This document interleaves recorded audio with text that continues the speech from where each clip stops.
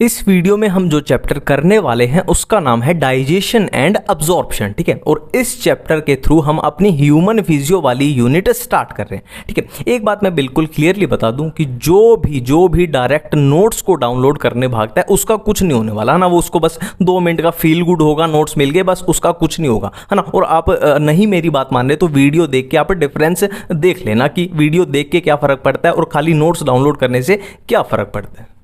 देखो, इस चैप्टर में हमें पढ़ना क्या है उसको हम सिंपल शब्दों में, साधारण शब्दों में समझ लेते हैं। देखो, हमने कोई भी फूड खाया, समोसा खाया, बर्गर खाया, पिज्ज़ा खाया, तो उसमें क्या होंगे, कार्बोहाइड्रेट्स होंगे या प्रोटीन्स होंगे या फैट्स होंगे या न्यूक्लिक एसिड होंगे। मतलब ये सारे क्या हैं, बायो मैक्रो मॉलिक्यूल्स हैं। बायो मैक्रो मॉलिक्यूल बड़े बड़े मॉलिक्यूल्स हैं, सिंपल सी बात है। अब बड़े बड़े मॉलिक्यूल्स को हम डायरेक्ट अब्जॉर्ब नहीं कर सकते, ठीक है। अब आपका क्वेश्चन होना चाहिए कि अब्जॉर्प्शन करनी क्यों है, मतलब ऐसी क्या जरूरत पड़ी। तो सिंपल सी बात है, हम खाना क्यों खाते हैं ताकि हमें उस खाने से एनर्जी मिल सके और उस एनर्जी से मैं वीडियो बना सकूं, मैं वीडियो को अपलोड कर सकूं और आप उस वीडियो को देख सको, आप नीट की तैयारी कर सको, है ना। हमें हर काम में एनर्जी चाहिए, दौड़ने के लिए, भागने के लिए, सिंपल सी बात है। इसीलिए हम खाना खाते हैं, ठीक है। तो उस फूड से एनर्जी निकालने के लिए हमें उस फूड को कहां पहुंचाना पड़ेगा, सेल्स के पास, एक सेल्स के पास पहुंचाना पड़ेगा। और सेल्स में क्या होगी, फिर सेलुलर रेस्पिरेशन होगी, जो हम रेस्पिरेशन इन प्लांट्स वाले में भी देख चुके हैं ना, कुछ वैसा ही होता है, उससे फिर एनर्जी निकालनी है, ठीक है। पर यहां पे दिक्कत क्या है, बायो मैक्रो मॉलिक्यूल बहुत बड़े बड़े मॉलिक्यूल हैं, बहुत बड़े बड़े प्रोटीन्स हैं, कार्बोहाइड्रेट्स हैं, हम उनसे डायरेक्ट एनर्जी नहीं निकाल सकते क्योंकि वो डायरेक्ट अब्जॉर्ब नहीं हो सकते, ठीक है। तो हमें क्या करना पड़ेगा, इन बड़े बड़े पत्थरों को, इन बड़े बड़े मैक्रो मॉलिक्यूल्स को छोटे सिंपल सब्सटेंस में तोड़ना पड़ेगा, ब्रेक डाउन करना पड़ेगा। और इसी प्रोसेस को कि बायो मैक्रो मॉलिक्यूल, बड़े बड़े मॉलिक्यूल को छोटे मॉलिक्यूल्स में तोड़ने की प्रोसेस को क्या बोलते हैं, डाइजेशन बोलते हैं, डाइजेशन। अब एनसीईआरटी में साफ साफ लिखा हुआ है कि डाइजेशन में मैकेनिकल प्रोसेस भी यूज होती है और बायोकेमिकल भी यूज होती है ना। इसका मतलब सिंपल सा है, मैकेनिकल मतलब हम फूड को चबाएंगे, है ना, और क्या है, उसके पेरिस्टाल्टिक मूवमेंट कराएंगे, मतलब उसको फिजिकली उसके ऊपर काम भी करेंगे। और बायोकेमिकल मतलब उस पे एंजाइम का एक्शन भी करवाएंगे, एक कुछ इस तरीके से समझो कि हम आटा गूंद रहे हैं तो उसको हम हाथ से भी फोर्स लगा रहे हैं, उसमें पानी भी डाल रहे हैं, वो पानी क्या हो गया, बायोकेमिकल हो गया, और मैकेनिकल हम उसको हाथ से फोर्स भी लगा रहे हैं, सिंपल सी बात है, ठीक है।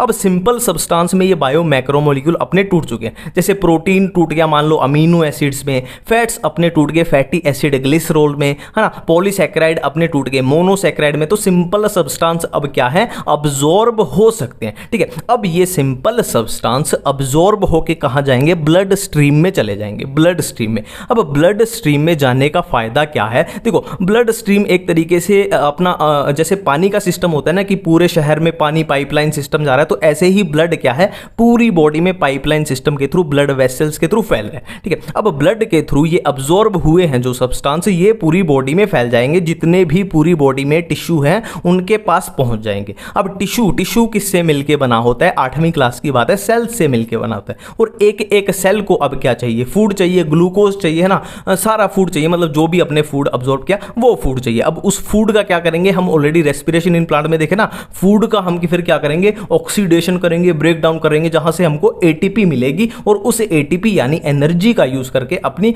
नॉर्मल जिंदगी हम जी सकते हैं, भाग सकते हैं, दौड़ सकते हैं, मूवी देख सकते हैं, जो भी हम काम कर सकते हैं।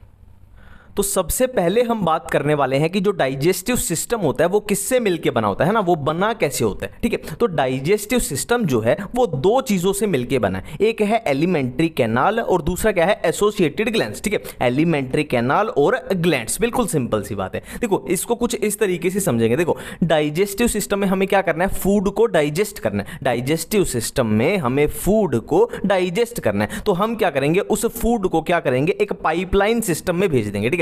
उस फूड को डाइजेस्ट करने के लिए एक पाइपलाइन सिस्टम में भेज देंगे, है ना। पाइपलाइन सिस्टम अपना क्या हो गया, ये कैनाल होगी, ठीक है, बिल्कुल ठीक है। अब क्या करेंगे, हम उस फूड पे क्या करेंगे, एंजाइम्स की क्या करेंगे, बौछार करेंगे, ठीक है। उस फूड के ऊपर, पाइपलाइन सिस्टम के अंदर उस फूड के ऊपर हम क्या करेंगे, एंजाइम्स की बौछार करेंगे और वो एंजाइम क्या करेगा, फिर उस फूड को डाइजेस्ट करेगा। और वो एंजाइम कहां से आएंगे, वो एंजाइम कहां से आएंगे, वो आएंगे ग्लैंड से आएंगे, वो आएंगे ग्लैंड से, है ना। ये बेसिक सा एक कंसेप्ट आप समझ सकते सकते हो, ठीक है। अब आगे चलते हैं, अब चलते हैं आगे। क्या पहले हम देखेंगे कि ये एलिमेंट्री कैनाल क्या चीज होती है और ये कैसे बनी होती है ना, फिर बात करेंगे हम ग्लैंड्स के बारे में। अब देखो मैं एलिमेंट्री कैनाल यहां पे ड्रॉ करने जा रहा हूं, ठीक है, जिससे हमारी एनसीईआरटी की एक एक लाइन एक एक वर्ड अपना क्लियर हो जाएगा। बिल्कुल ठीक है, स्टार्ट करते हैं। देखो यहां पे देखो मैं थोड़ा सा रफ सा डायग्राम बनाऊंगा, पर एक एक चीज वहां पे पक्का गारंटी से कवर करा दूंगा, ठीक है।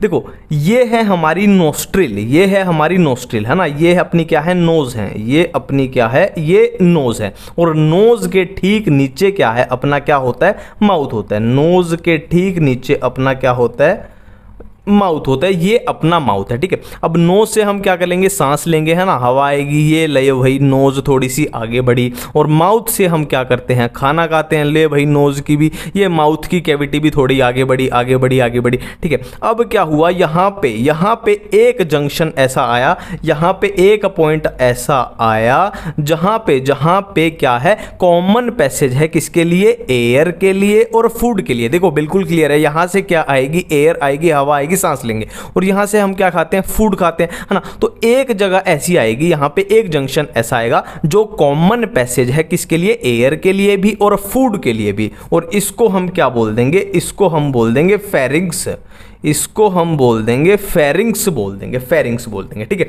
अब आगे जाके फिर से दोनों चीजें क्या है, डिवाइड हो गई, दोनों चीजें फिर से डिवाइड हुई, ये कॉमन था और आगे जाके फिर से दोनों चीजें डिवाइड हो चुकी हैं, डिवाइड हो चुकी है, ठीक है। अब देखो यहाँ पे जो ये चली गई, ये नोज वाली ये इधर चली गई, ये अपनी क्या बना देगी, आके जाके क्या बना देगी, विंड पाइप बना देगी। विंड पाइप मतलब आगे ट्रेक या फिर लंग्स आ जाएंगे, वो सब, ठीक है। अब यहाँ पे विंड पाइप की एक ओपनिंग प्रेजेंट होती है, यहां पे विंड पाइप की एक ओपनिंग प्रेजेंट होती है, ठीक है। और ये अपनी माउथ वाली इधर क्या बन जाएगी, ये अपनी फूड पाइप बन जाएगी, फूड पाइप जो अपनी आगे पूरी एलिमेंट्री कैनाल अभी बनेगी। बिल्कुल इतनी बातें क्लियर हो रही है, ठीक है। और यहां पे जो ये फूड पाइप है, इसकी भी एक ओपनिंग होती है। मैं फिर से रिपीट कर रहा हूं, विंड पाइप बनी उसकी भी एक ओपनिंग है, और जो क्या बनी, फूड पाइप बनी उसकी भी एक ओपनिंग है। तो विंड पाइप की जो ओपनिंग है उसको हम क्या बोलते हैं, ग्लोटिस, उसको हम बोलते हैं क्या, ग्लोटिस। और जो फूड पाइप की ओपनिंग है उसको हम क्या बोल देंगे, उसको बोल देंगे गलेट बोल देंगे, गलेट बोल देंगे, ठीक है। बिल्कुल क्लियर है, ठीक है।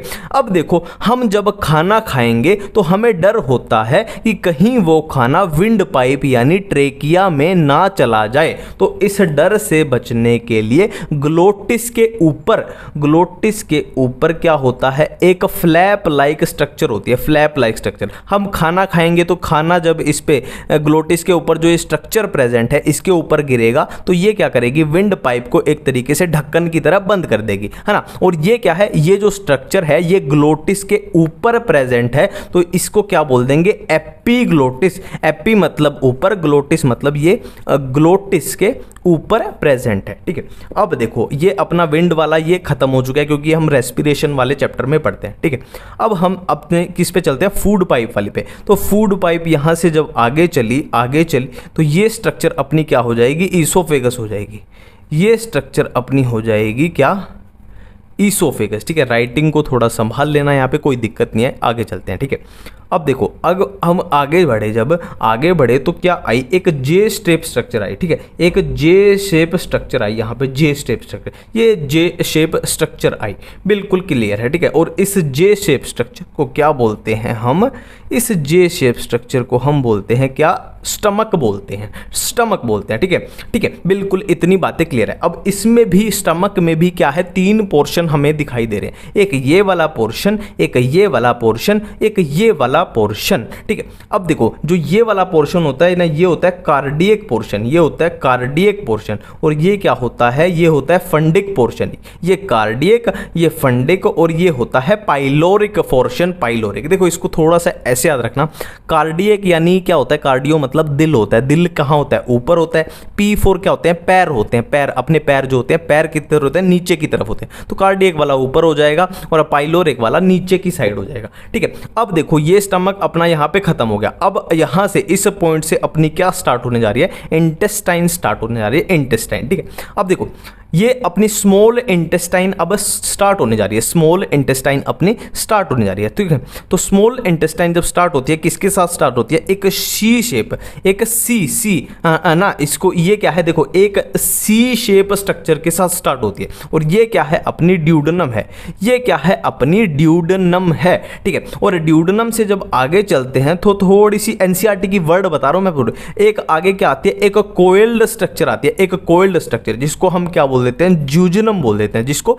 जूजिनम बोल देते हैं। और जूजिनम के बाद एनसीईआरटी में लिखा हुआ है कि एक हाईली कोइल्ड स्ट्रक्चर आती है, हाईली कोइल्ड स्ट्रक्चर आती है जिसको क्या बोलते हैं हम, इलियम बोलते हैं, ठीक है। ड्यूडेनम, जूजिनम, इलियम, ठीक है। और इन तीनों को मिला के हम क्या बोल देंगे, सिंपल से स्मॉल इंटेस्टाइन, ठीक है। मैं फिर से रिपीट करने जा रहा हूं, ड्यूडेनम के बारे में एनसीईआरटी में लिखा हुआ है, जब हम स्ट्रक्चर की बात कर रहे हैं, अभी डाइजेशन की बात नहीं कर रहे, ठीक है। ड्यूडेनम के बारे में लिखा हुआ है कि क्या है, सी शेप है, देखो ये सी शेप बन रहा है, सी बन रहा है। और जूजिनम के बारे में लिखा हुआ है कि कोइल्ड स्ट्रक्चर है, और इलियम के बारे में लिखा है क्या, कि हाईली कोइल्ड स्ट्रक्चर। तो ड्यूडेनम, जूजिनम, इलियम ने मिलके क्या बना दी, अपनी क्या बना दी, इंटेस्टाइन बना दी, इंटेस्टाइन, ठीक है। अब नेक्स्ट हम आगे चलते हैं किस पे, स्मॉल इंटेस्टाइन अपनी यहां पे क्या है, इलियम पे खत्म हो चुके हैं। अब हम चलते हैं किस पे, लार्ज इंटेस्टाइन की तरफ जा रहे हैं, लार्ज इंटेस्टाइन की तरफ, ठीक है। अब लार्ज इंटेस्टाइन में सबसे पहले क्या होती है, सीकम होती है, पहले सीकम होगी, फिर कोलोन होगी, फिर होगी रेक्टम, ठीक है। कोलोन होगी, फिर होगी रेक्टम, ये मैंने बना दी सीकम, यहां छोटी सी बना दे तो कोई ज्यादा फालतू जरूरत नहीं है, ठीक है। अब सीकम के बारे में क्या लिखा हुआ है एनसीईआरटी में, कि जो ये सीकम मैंने बनाई है, ठीक है, ये अपनी सीकम बन गई, ये लो मैं ट्राई कर देता हूं, ये अपनी सीकम है। सीकम के बारे में लिखा हुआ है कि सीकम जो होती है, पहली लाइन, पहला वर्ड मैं बोलने जा रहा हूं कि ब्लाइंड सैक स्ट्रक्चर होती है। सीकम जो है वो ब्लाइंड सैक स्ट्रक्चर होती है, पहला पॉइंट आपको याद रखना है। दूसरा पॉइंट मैं सीकम के बारे में बोलने जा रहा हूं कि जो सीकम होती है उसमें सिम्बायोटिक माइक्रो ऑर्गेनिज्म होते हैं, सीकम के अंदर सिम्बायोटिक माइक्रो ऑर्गेनिज्म होते हैं। एनसीईआरटी का एक एक वर्ड उठा रहे हैं, ठीक है। तीसरा वर्ड मैं सीकम के बारे में बोलने जा रहा हूं कि सीकम के बाहर, सीकम के साथ में क्या होती है, एक ऐसी सी स्ट्रक्चर लगी होती है ना, एक प्रोजेक्शन सी बनी होती है, और इस प्रोजेक्शन को क्या बोलते हैं, वर्मीफॉर्म अपेंडिक्स, इसको क्या बोलते हैं, वर्मीफॉर्म अपेंडिक्स। ऐसे एक छोटी सी उंगली सी लगी हुई है, फिंगर सी लगी हुई है, ठीक है, इसको बोलते हैं वर्मीफॉर्म अपेंडिक्स। और वर्मीफॉर्म अपेंडिक्स हमें पता है क्या होता है, एक वेस्टिजियल ऑर्गन है, एक वेस्टिजियल ऑर्गन है। सीकम के बारे में मैं 3 पॉइंट बोलने जा रहा हूं, फिर से रिपीट करने जा रहा हूं। पहला पॉइंट क्या है, सीकम क्या है, अपनी ब्लाइंड सैक स्ट्रक्चर है, ब्लाइंड सैक स्ट्रक्चर है। दूसरा पॉइंट मैंने बोला कि इसमें क्या होते हैं, इसमें होते हैं अपने symbiotic micro organism, symbiotic micro organism इसमें होता है, दूसरा पॉइंट। तीसरा पॉइंट क्या है कि इसमें ऐसे उंगली सी फिंगर लाइक स्ट्रक्चर इसमें लगी होती है, क्या है, वर्मीफॉर्म अपेंडिक्स। और वर्मीफॉर्म अपेंडिक्स हमें पता है क्या है, वेस्टिजियल ऑर्गन है, ठीक है। तो यहां पे क्या है, अपनी सीकम खत्म है। अब हम बात करने जा रहे हैं किसके बारे में, कोलोन के बारे में। ये अपनी सीकम खत्म होगी, अब बात करने जा रहे हैं कोलोन के बारे में। तो कोलोन के बारे में जैसे जैसे लिखा हुआ है वैसे ही करवाऊंगा। देखो कोलोन को हमने 4 पार्ट में डिवाइड किया। 4 पार्ट कैसे हैं, देखो जो कोलोन ऐसे, देखो ये सीकम खत्म है, अब कोलोन ये ऊपर गई, ये ऊपर गई, इसको क्या बोल देंगे हम, असेंडिंग कोलोन। देखो ऊपर की तरफ जा रही है, असेंडिंग कोलोन। फिर ये क्या है, ऐसे जाएगी, ऐसे जाएगी, ऐसे बिल्कुल ऐसे, ये ट्रांसवर्स जा रही है, ऐसे ट्रांसवर्स जा रही है, तो इसको बोल देंगे ट्रांसवर्स कोलोन। फिर क्या है, ये कोलोन ऐसे नीचे आएगी, फिर इसको क्या बोल देंगे हम, डिसेंडिंग कोलोन। देखो कोलोन ऊपर गई तो असेंडिंग मतलब ऊपर जाना, ट्रांसवर्स गई तो ट्रांसवर्स कोलोन, फिर नीचे आई तो डिसेंडिंग कोलोन। और फिर ये कोलोन क्या करेगी, एक सिग्मोइड शेप है, ऐसे सिग्मोइड शेप स्ट्रक्चर बना देगी, इसको क्या बोल देंगे हम, सिग्मोइड कोलोन। और सिग्मोइड कोलोन के बाद क्या बन जाएगा, फिर ये अपनी क्या बन जाएगी, रेक्टम बन जाएगी, ये अपनी बन जाएगी रेक्टम, ठीक है। देखो लार्ज इंटेस्टाइन में हमने क्या क्या किया, देखो यहां से अपनी लार्ज इंटेस्टाइन शुरू हुई थी यहां तक, तो लार्ज इंटेस्टाइन में हमारे पास क्या आया, सबसे पहले आया ये हमारे पास आया सीकम, और फिर ये क्या पूरी आ गई, ये यहां तक क्या आ गई, अपनी क्या आ गई, कोलोन आ गई। कोलोन में कितने पार्ट है, 4 पार्ट है, असेंडिंग, ये क्या है ट्रांसवर्स, ये क्या है डिसेंडिंग, और ये क्या है सिग्मोइड। यहां पे अपनी क्या है, कोलोन खत्म, और कोलोन के बाद क्या आई, रेक्टम, ठीक है। तो लार्ज इंटेस्टाइन में क्या क्या आई, सीकम, कोलोन, रेक्टम। और स्मॉल इंटेस्टाइन में क्या क्या आया था, ड्यूडेनम, जूजिनम और इलियम। बिल्कुल इतनी बातें क्लियर हैं। ये अपनी थी क्या, एलिमेंट्री कैनाल। ठीक है, अब हमारी एनसीईआरटी में माउथ के बारे में कुछ एक्स्ट्रा चीजें दी हुई हैं, जैसे कि माउथ में क्या होता है, टीथ होते हैं, टंग होती है, तो उसको थोड़ा देख लेते हैं कि क्या क्या होता है। अब देखो एलिमेंट्री कैनाल अपने को अच्छे से समझ आ चुकी है। ठीक है, और एनसीईआरटी में एलिमेंट्री कैनाल वाले टॉपिक में ही क्या दिया हुआ है, माउथ के बारे में दिया हुआ है कि माउथ लीड टू बक्कल या ओरल कैविटी। सिंपल सी बात है, हमारा जो माउथ है, माउथ के अंदर क्या होती है, बक्कल कैविटी होती है, या उसको बोल लो आप क्या होती है, ओरल कैविटी होती है। अब एनसीईआरटी का एक एक पॉइंट हम कवर कर रहे हैं कि ओरल कैविटी या बक्कल कैविटी के अंदर क्या होते हैं, टीथ्स होते हैं, अपने दांत होते हैं, और क्या होती है, मस्कुलर टंग और अपनी जीभ होती है। ठीक है, देखो माउथ के अंदर क्या है, अपनी बक्कल या ओरल कैविटी, और ओरल कैविटी के अंदर क्या है, अपने दांत हैं, अपने टीथ्स हैं, और क्या है, अपनी मस्कुलर टंग हमारी जीभ है ना। बिल्कुल एनसीईआरटी में जो लिखा हुआ है ना, वही एक एक वर्ड मैं कवर कर रहा हूं। ठीक है, अब पहले देख लेते हैं हम टीथ्स के बारे में एनसीईआरटी में क्या क्या दिया हुआ है, और मस्कुलर टंग के बारे में एनसीईआरटी में क्या क्या दिया हुआ है। ठीक है, तो टीथ के बारे में ये बेस्ट चीज लगती है मेरे को। टीथ की जो क्लासिफिकेशन जो भी है ना, अपने एनसीईआरटी की एक एक लाइन भी, एक एक वर्ड भी कवर हो जाएगा, और क्लासिफिकेशन भी अपने को समझ आए। ये बेस्ट चीज लगती है कि टीथ को याद रखना है कि टीथ जो अपने होते हैं, दांत जो अपने होते हैं, वो थीकोडोंट होते हैं, वो डायफायोडोंट होते हैं, और वो हेटेरोडोंट होते हैं। ठीक है,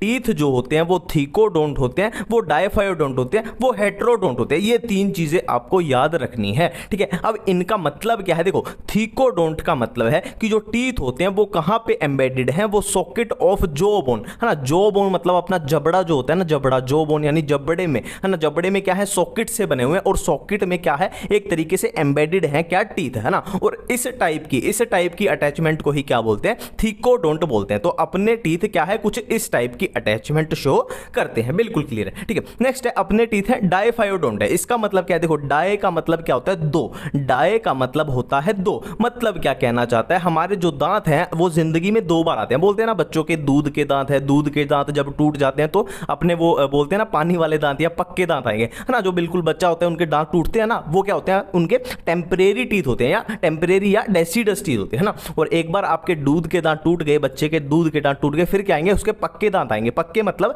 परमानेंट या एडल्ट टीथ फिर आएंगे है ना। सिंपल सी बात है। डाय मतलब दो, मतलब जिंदगी में दो बार दांत आए, इसी चीज को हम क्या बोल रहे हैं, डायफायोडोंट होते हैं। बिल्कुल इतनी बातें क्लियर है ना। और इस टाइप की डायफायोडोंट टाइप के टीथ किस में होते हैं, मैमल्स में होते हैं। और हम भी क्या है, ह्यूमंस हैं, तो हम भी किस में आ जाएंगे, मैमल्स में आ जाएंगे। तो हमारे अंदर भी इस टाइप के होंगे। ठीक है, और क्या होता है, टीथ हेटेरोडोंट होते हैं। देखो होमो का मतलब होता है सेम, और हेटेरो का मतलब होता है डिफरेंट। ठीक है, मैं फिर से रिपीट करता हूं, होमो कहीं भी वर्ड आ जाए मतलब सेम, और हेटेरो मतलब डिफरेंट है ना। हेटेरो मतलब डिफरेंट, डोंट मतलब टीथ है ना। डिफरेंट टाइप के टीथ होते हैं। मतलब कहने का क्या है, हमारे जो दांत हैं वो अलग अलग टाइप के होते हैं ना। आपने शेप भी देखी होगी कि आधे दांत की शेप किसी और तरीके की है, आधे कुछ नुकीले से हैं, आधे कुछ चौड़े से हैं, अलग अलग शेप के, मतलब सारे अलग अलग है ना। तो चार टाइप के दांत है हमारे पास। कौन से, इंसीजर, कनाइन, प्रीमोलर्स और मोलर्स। ठीक है, इंसीजर, कनाइन, प्रीमोलर, मोलर है ना। और सारे के सारे इंसीजर होते अगर तो क्या हो जाते, होमोडोंट हो जाते, या सारे के सारे मोलर होते तो क्या हो जाते, होमोडोंट हो जाते। बट हेटेरोडोंट है, मतलब सारे डिफरेंट है ना। आधे इंसीजर हैं, कुछ प्रीमोलर हैं, कुछ कनाइन है, कुछ मोलर्स हैं। तो बिल्कुल एक एक वर्ड यहां पे अपने को समझ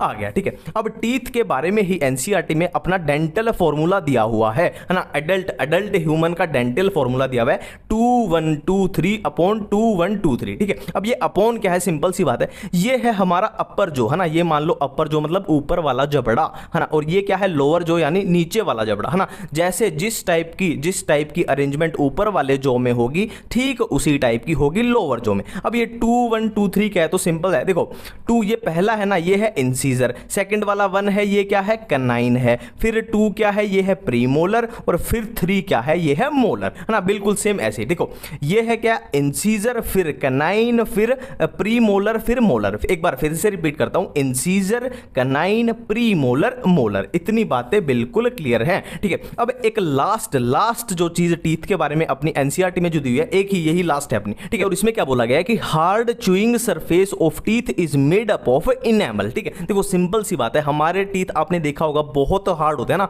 हम कुछ भी चबा सकते हैं, हम बादाम चबा सकते हैं, हम अखरोट चबा सकते हैं, हम सेब खा सकते हैं, क्योंकि बहुत जो टीथ के ऊपर जो सरफेस है ना वो बहुत हार्ड स्ट्रक्चर का वो बहुत हार्ड होता है, और वो किससे मिलकर बना होता है? इनेमल से बना है ना। हमारे टीथ का जो सरफेस है वो इनेमल से बना है, और इनेमल की वजह से ही हमारे टीथ क्या हो जाते हैं? हार्ड बहुत हार्ड स्ट्रक्चर हो जाती है ना। और ये किस काम आता है? इनेमल किस काम आता है? मैस्टिकेशन ऑफ फूड, है ना। मैं ऑलरेडी बता चुका हूं कि इनेमल हार्ड है तो किस काम आएगा? चबाने के काम आएगा। सिंपल सी बात है, हमें अखरोट तोड़नी है या बादाम खाने हैं तो वो सब क्या है? Mastication of food, common sense की बात है ना, हार्ड स्ट्रक्चर। अब टीथ के बाद हम बात करने वाले हैं टंग के बारे में। क्यों करने वाले हैं? तो सिंपल सी बात है, हमने क्या किया था कि ओरल कैविटी के अंदर टीथ्स होते हैं और क्या होती है? मस्कुलर टिंग, है ना, मस्कुलर टंग, ठीक है। अब टीथ के बाद हम बात करने वाले हैं टंग के बारे में। और क्यों करने वाले हैं? तो सिंपल सी बात है, हमने क्या किया था कि ओरल कैविटी के अंदर टीथ्स होते हैं और क्या होती है? मस्कुलर टंग होती है, ठीक है। तो टीथ्स के बारे में हम सारी जानकारी ले चुके हैं। अब हम जानकारी लेने वाले हैं मस्कुलर टंग के बारे में। तो मस्कुलर टंग के बारे में हमारी एनसीईआरटी में ये 3 ही चीजें लिखी हुई हैं, आप जाके चेक कर सकते हो, ठीक है। क्या है? पहली लाइन है कि टंग क्या होती है? फ्रीली मूवेबल मस्कुलर स्ट्रक्चर होती है। सिंपल सी बात है, मस्कुलर है ये तो हम ऑलरेडी बात कर चुके हैं ना। बोलते हैं ना कि जीभ में हड्डी नहीं होती इसीलिए जीभ फिसल जाती है ना। कोई कुछ गलत बोल देता है, ऐसा बोलते हैं ना कि जीभ में हड्डी नहीं है इसे फिसल जाती है। तो हड्डी नहीं है तो उसमें क्या है? उसमें मसल्स हैं, मसल्स की वजह से वो मूवमेंट कर पाती है। फ्रीली मूवेबल, इधर से उधर आप मुंह में अभी मैं फ्रीली मूवेबल बोल रहा हूं ना, तो आप जीभ को घुमा के देख लो, मुंह में कहीं भी घुमा लो, वो फ्रीली मूवेबल है। बिल्कुल सिंपल सी बात है। नेक्स्ट है कि attach to the floor of oral cavity by frenulum. अब ये आपके सामने जो डायग्राम है ये देख के आप समझ जाओ कि फ्रेनुलम क्या होता है, और आप इसको अपने मुंह में उंगली डाल के फील भी कर सकते हो फ्रेनुलम को पकड़ के। सिंपल सी बात है, ठीक है। नेक्स्ट है अपर सरफेस हैव पेपिला, ठीक है। सिंपल सी बात मैं बोलने जा रहा हूं आपको कि टंग के अपर सरफेस पर पेपिला प्रेजेंट होते हैं। ये भी अगर आप अपनी जीभ को जीभ के अपर सरफेस को अगर आप रगड़ के देखो अपने नाखून से या कैसे भी उंगली से, जैसे भी आपकी मर्जी है, तो आपको वो पेपिला फील भी हो जाएंगे,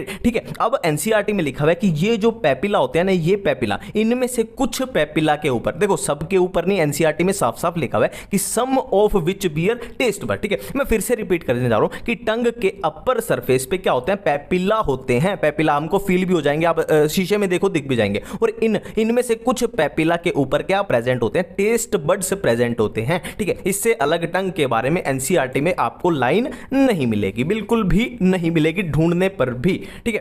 देखो हमने बात की थी कि जो एलिमेंट्री कैनाल होती है वो एक पाइपलाइन सिस्टम की तरह होती है ना, एक पाइप की तरह होती है, या बोलो एक ट्यूब की तरह होती है, ठीक है। अब ये मान लो अपनी क्या है? एलिमेंट्री कैनाल है, ये अपनी एलिमेंट्री कैनाल है। तो हमने क्या किया? इस एलिमेंट्री कैनाल को ऐसे बीच में से कट कर दिया, ऐसे कट कर दिया, और अब हमने क्या किया? कट करके इसको हम ऐसे उठा के देख रहे हैं, ऐसे इसको ऊपर से उठा के देख रहे हैं। इसको हम क्या बोलते हैं? ट्रांसवर्स सेक्शन बोलते हैं, ट्रांसवर्स सेक्शन, ठीक है। तो एलिमेंट्री कैनाल का ऐसे ट्रांसवर्स सेक्शन देखने पे हमें क्या मिला? हमें ये स्ट्रक्चर मिली, ये स्ट्रक्चर, ठीक है। देखो इसमें सिंपल देखने से ही पता लग रहा है कि जो ये व्हाइट स्पेस है ये क्या है? इसकी कैविटी है, ये खाली स्पेस है, यहां से अपना फूड जाएगा, और ये मोटी सी क्या है? इसकी दीवार है। अब इसकी दीवार में हमें 4 लेयर देखने को मिली, 4 लेयर देखने को मिली, ठीक है। सबसे आउटर जो लेयर होगी उसका नाम होगा सिरोसा, उसके अंदर जो होगी मस्कुलरिस, फिर होगी सब म्यूकोजा, और सबसे अंदर कौन सी है? म्यूकोजा। और ये खाली स्पेस क्या है? अपना ल्यूमन है। ल्यूमन क्या होता है? खाली स्पेस ही तो होता है, ठीक है। बिल्कुल ठीक है। अब एक एक के बारे में बात करते हैं कि एनसीईआरटी में क्या क्या दिया हुआ है,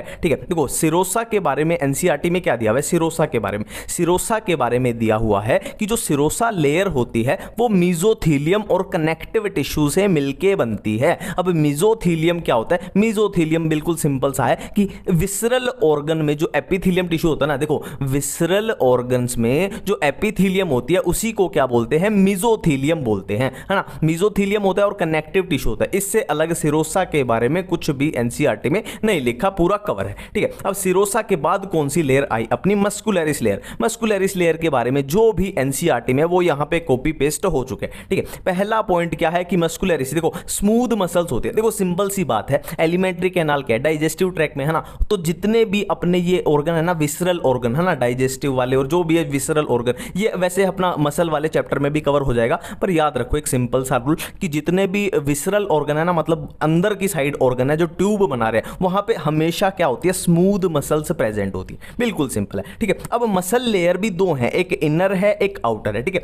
मसल लेयर भी दो हैं, एक इनर है एक आउटर है। जो इनर लेयर है वहां पे कैसी मसल होती है, सर्कुलर मसल प्रेजेंट होती है, और जो आउटर लेयर है मसल की वहां पे लॉन्गिट्यूडनल मसल प्रेजेंट होती है। मैं फिर से रिपीट कर रहा हूं कि जो ये मसल की लेयर है ये भी दो हैं, एक इनर मसल की लेयर है एक आउटर मसल की लेयर है। जो इनर मसल की लेयर है वहां पे कैसी मसल है, सर्कुलर टाइप की मसल है, और जो आउटर मसल की लेयर है वहां पे कैसी, लॉन्गिट्यूडनल मसल्स प्रेजेंट है, ठीक है। अब एनसीईआरटी में एक छोटी सी लाइन लिखी हुई है कि कुछ रीजंस में कैसी मसल, ओब्लीग मसल्स भी प्रेजेंट होती है। देखो नॉर्मल केस में, नॉर्मल इन जनरल क्या होगा, या तो सर्कुलर मसल होंगी या लॉन्गिट्यूडनल, ये दोनों प्रेजेंट होती है।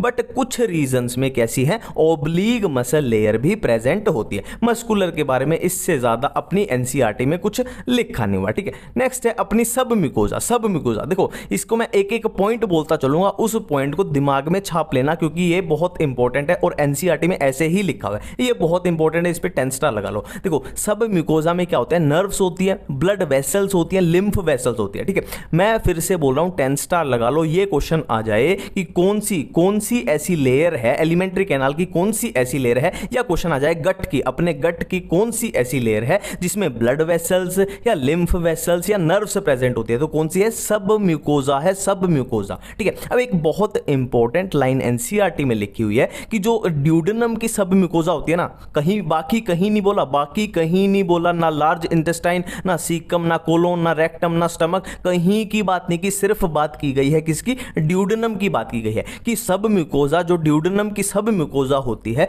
वहां पे ग्लैंड्स भी प्रेजेंट होते हैं। मैं फिर से रिपीट कर रहा हूं कि ड्यूडेनम की सब म्यूकोजा में ग्लैंड्स भी प्रेजेंट होते हैं। मैं फिर से एक बार, तीसरी बार फिर से रिपीट करता हूं कि सब म्यूकोजा जो ड्यूडेनम में होती है ना, ड्यूडेनम ड्यूडेनम ड्यूडेनम, बार बार बोल रहा हूं, वहां पे ग्लैंड्स भी प्रेजेंट होते हैं, ठीक है। एक एक पॉइंट को बिल्कुल साथ में याद करते जाएंगे, बिल्कुल कोई दिक्कत ही नहीं है, बिल्कुल सब कुछ साथ में याद करेंगे, ठीक है। नेक्स्ट अपनी क्या बचती है, म्यूकोजा बचती है, म्यूकोजा बचती है। म्यूकोजा को हमें थोड़ा सा डिटेल में पढ़ना पड़ेगा, थोड़ा डिटेल में पढ़ना पड़ेगा क्योंकि इसमें चीजें थोड़ी सी ज्यादा दी हुई है और इंपॉर्टेंट भी हो जाता है, ठीक है। तो पहला पॉइंट तो म्यूकोजा का यही होगा कि म्यूकोजा क्या है, सबसे इनर लेयर है, म्यूकोजा क्या है, सबसे इनर लेयर है, ठीक है। नेक्स्ट पॉइंट म्यूकोजा का जो कॉमन है, जो सब में अप्लाई होगा, चाहे वो स्टमक में है, चाहे वो इंटेस्टाइन में है, चाहे वो कहीं भी है, ईसोफेगस में है ना, पूरे एलिमेंट्री कैनाल में जहां भी म्यूकोजा है वो क्या करेगी, म्यूकस सिक्रीट करेगी। सिंपल सी बात है, कुछ याद नहीं किया हमने, इसका नाम ही क्या है, म्यूकोजा,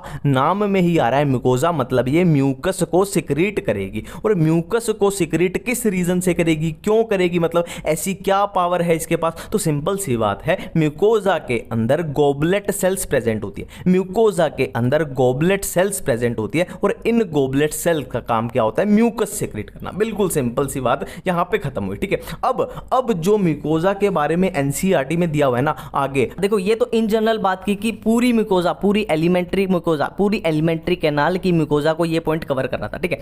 अब म्यूकोजा के बारे में जो एनसीईआरटी में दिया हुआ है वहां पे सिर्फ और सिर्फ हम फोकस किस पे करेंगे, स्टमक पे और स्मॉल इंटेस्टाइन में। मैं फिर से एक बार रिपीट करता हूं, म्यूकोजा के बारे में अब आगे जो भी दिया हुआ है, देखो एक पॉइंट अपना हो चुका है म्यूकोजा के बारे में, ये कवर हो चुका है, ठीक है। अब म्यूकोजा के बारे में जो भी एनसीईआरटी में दिया हुआ है वहां पे क्या है, हम स्टमक और स्मॉल इंटेस्टाइन पे ही सिर्फ बात कर रहे हैं, ठीक है। और ये मैंने डायग्राम कुछ इस तरीके से बनाया कि अपने सारे पॉइंट ऑटोमेटिकली कवर हो जाएंगे, ठीक है। देखो पहले हम बात कर रहे हैं स्टमक की, स्टमक अपना यहां से यहां तक चला, यहां से यहां तक अपना स्टमक चल रहा है, और ये अपनी क्या चल रही है, स्मॉल इंटेस्टाइन चल रही है, ठीक है। देखो स्टमक के अंदर पहली लाइन मैं बोलने जा रहा हूं, पहली लाइन, एक एक पॉइंट को आप चाहे खुद नोट डाउन कर लो ना, साथ साथ नोट्स बनाओगे तो बहुत अच्छा रहेगा, ठीक है। देखो स्टमक के अंदर जो म्यूकोजा होती है, म्यूकोजा की बात कर रहे हैं, म्यूकोजा के, ठीक है। स्टमक के अंदर जो म्यूकोजा होती है वो रुगई की फॉर्मेशन, अब रुगी बोल लो, रुजी बोल लो, रुगाई बोल लो, कुछ भी बोल लो, बट याद रखना है म्यूकोजा जो होती है वो स्टमक के अंदर रुगी की फॉर्मेशन करती है। रुगी क्या होते हैं, सिंपल देखने से ही पता लग रहा है क्या है रुगी, क्या है,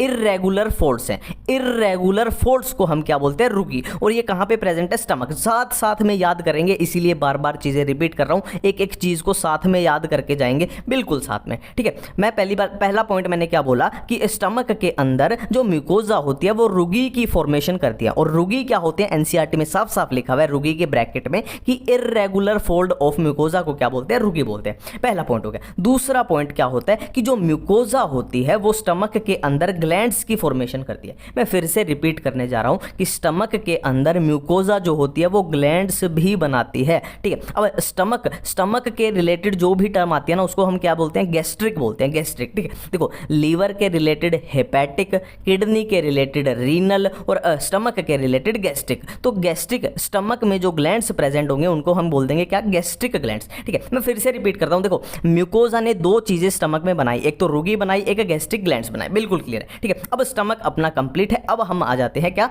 स्मॉल इंटेस्टाइन पे। अब हम आ जाते हैं कहां पे, स्मॉल इंटेस्टाइन पे, ठीक है। अब स्मॉल इंटेस्टाइन में साफ साफ लिखा हुआ है कि जो म्यूकोजा होती है वो स्मॉल इंटेस्टाइन में फिंगर लाइक स्ट्रक्चर बनाती है, फिंगर लाइक। देखो ये एक फिंगर लाइक है, ये एक फिंगर लाइक है। मैं फिर से रिपीट करता हूं कि स्मॉल इंटेस्टाइन में जो म्यूकोजा होती है वो फिंगर लाइक स्ट्रक्चर बनाती है, और इन फिंगर लाइक स्ट्रक्चर को हम क्या बोलते हैं, इनको हम बोलते हैं विलाई बोलते हैं, इनको हम बोलते हैं विलाई बोलते हैं, ठीक है। अब आपको क्वेश्चन पूछना चाहिए कि इसका फायदा क्या है, मतलब स्मॉल इंटेस्टाइन में ये क्यों बनाई, हर जगह क्यों नहीं बनाई, लार्ज में क्यों नहीं बनाई, ईसोफेगस में क्यों नहीं बनाई, स्टमक में क्यों नहीं बनाई, ये फिंगर लाइक स्ट्रक्चर यानी विलाई हर जगह क्यों नहीं बनी, ये आपका क्वेश्चन होना चाहिए। तो मैं इस क्वेश्चन का आंसर देने जा रहा हूं कि इनके बनने का रीजन है सरफेस एरिया को इंक्रीज करना, ठीक है। देखो अगर ये सरफेस यहां पे बिल्कुल ऐसे फ्लैट होता तो सरफेस एरिया कम होता। अब इसने ऐसे मुड़ के क्या कर दिया, ऐसे बना के सरफेस एरिया को इंक्रीज कर दिया, और सरफेस एरिया के इंक्रीज होने का क्या फायदा है, स्मॉल इंटेस्टाइन में देखो, स्मॉल इंटेस्टाइन में क्या होती है, डाइजेशन, अब्जॉर्प्शन,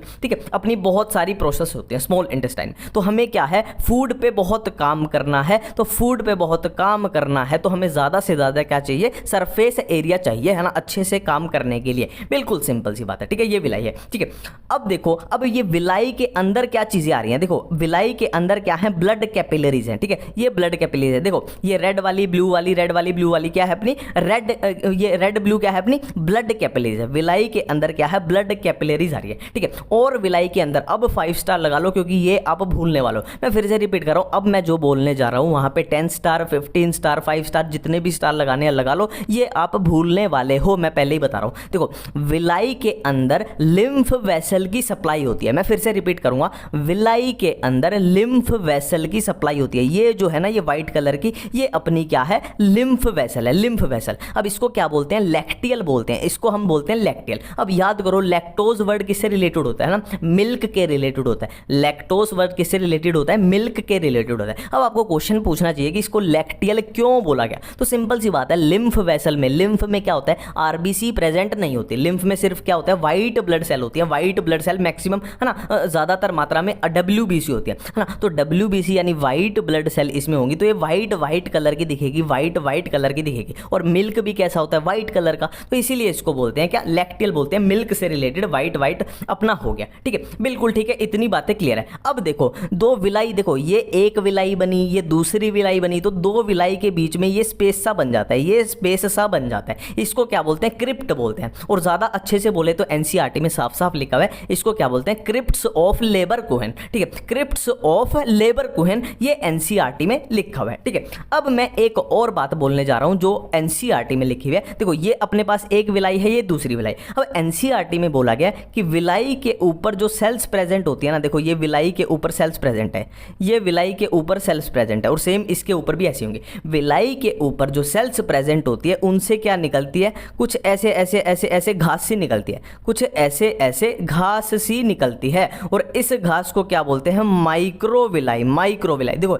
ये थी विलाई, और विलाई से भी छोटी क्या हो गई, माइक्रो, माइक्रो मतलब छोटी, विलाई से भी छोटी क्या हो गई, माइक्रोविलाई, ठीक है। अब माइक्रोविलाई के बारे में जो आपको चीज याद रखनी है वो क्या रखनी है कि ये कैसी अपीयरेंस देती है, ब्रश बॉर्डर जैसी अपीयरेंस देती है, ब्रश बॉर्डर वाली अपीयरेंस देती है, ठीक है। देखो मैं एक बार फिर से रिपीट करने जा रहा हूं, यहां पे अपीयरेंस में आप कंफ्यूज हो सकते हो। देखो रुगाई कैसी थी, ये रुगी जो बनी थी स्टमक में, रुगी कैसी बनी थी, ये थे इर्रेगुलर फोल्ड्स, इर्रेगुलर फोल्ड। और विलाई कैसी बनी, फिंगर लाइक प्रोजेक्शन। देखो ये याद रखना है, ये इर्रेगुलर फोल्ड, और विलाई कैसे, फिंगर लाइक प्रोजेक्शन, और माइक्रो विलाई कैसे, ब्रश बॉर्डर अपीयरेंस। बिल्कुल इतनी बातें क्लियर है ना, एक एक पॉइंट क्रिस्टल क्लियर हो रहा है, अपनी एनसीईआरटी साथ साथ याद हो रही है।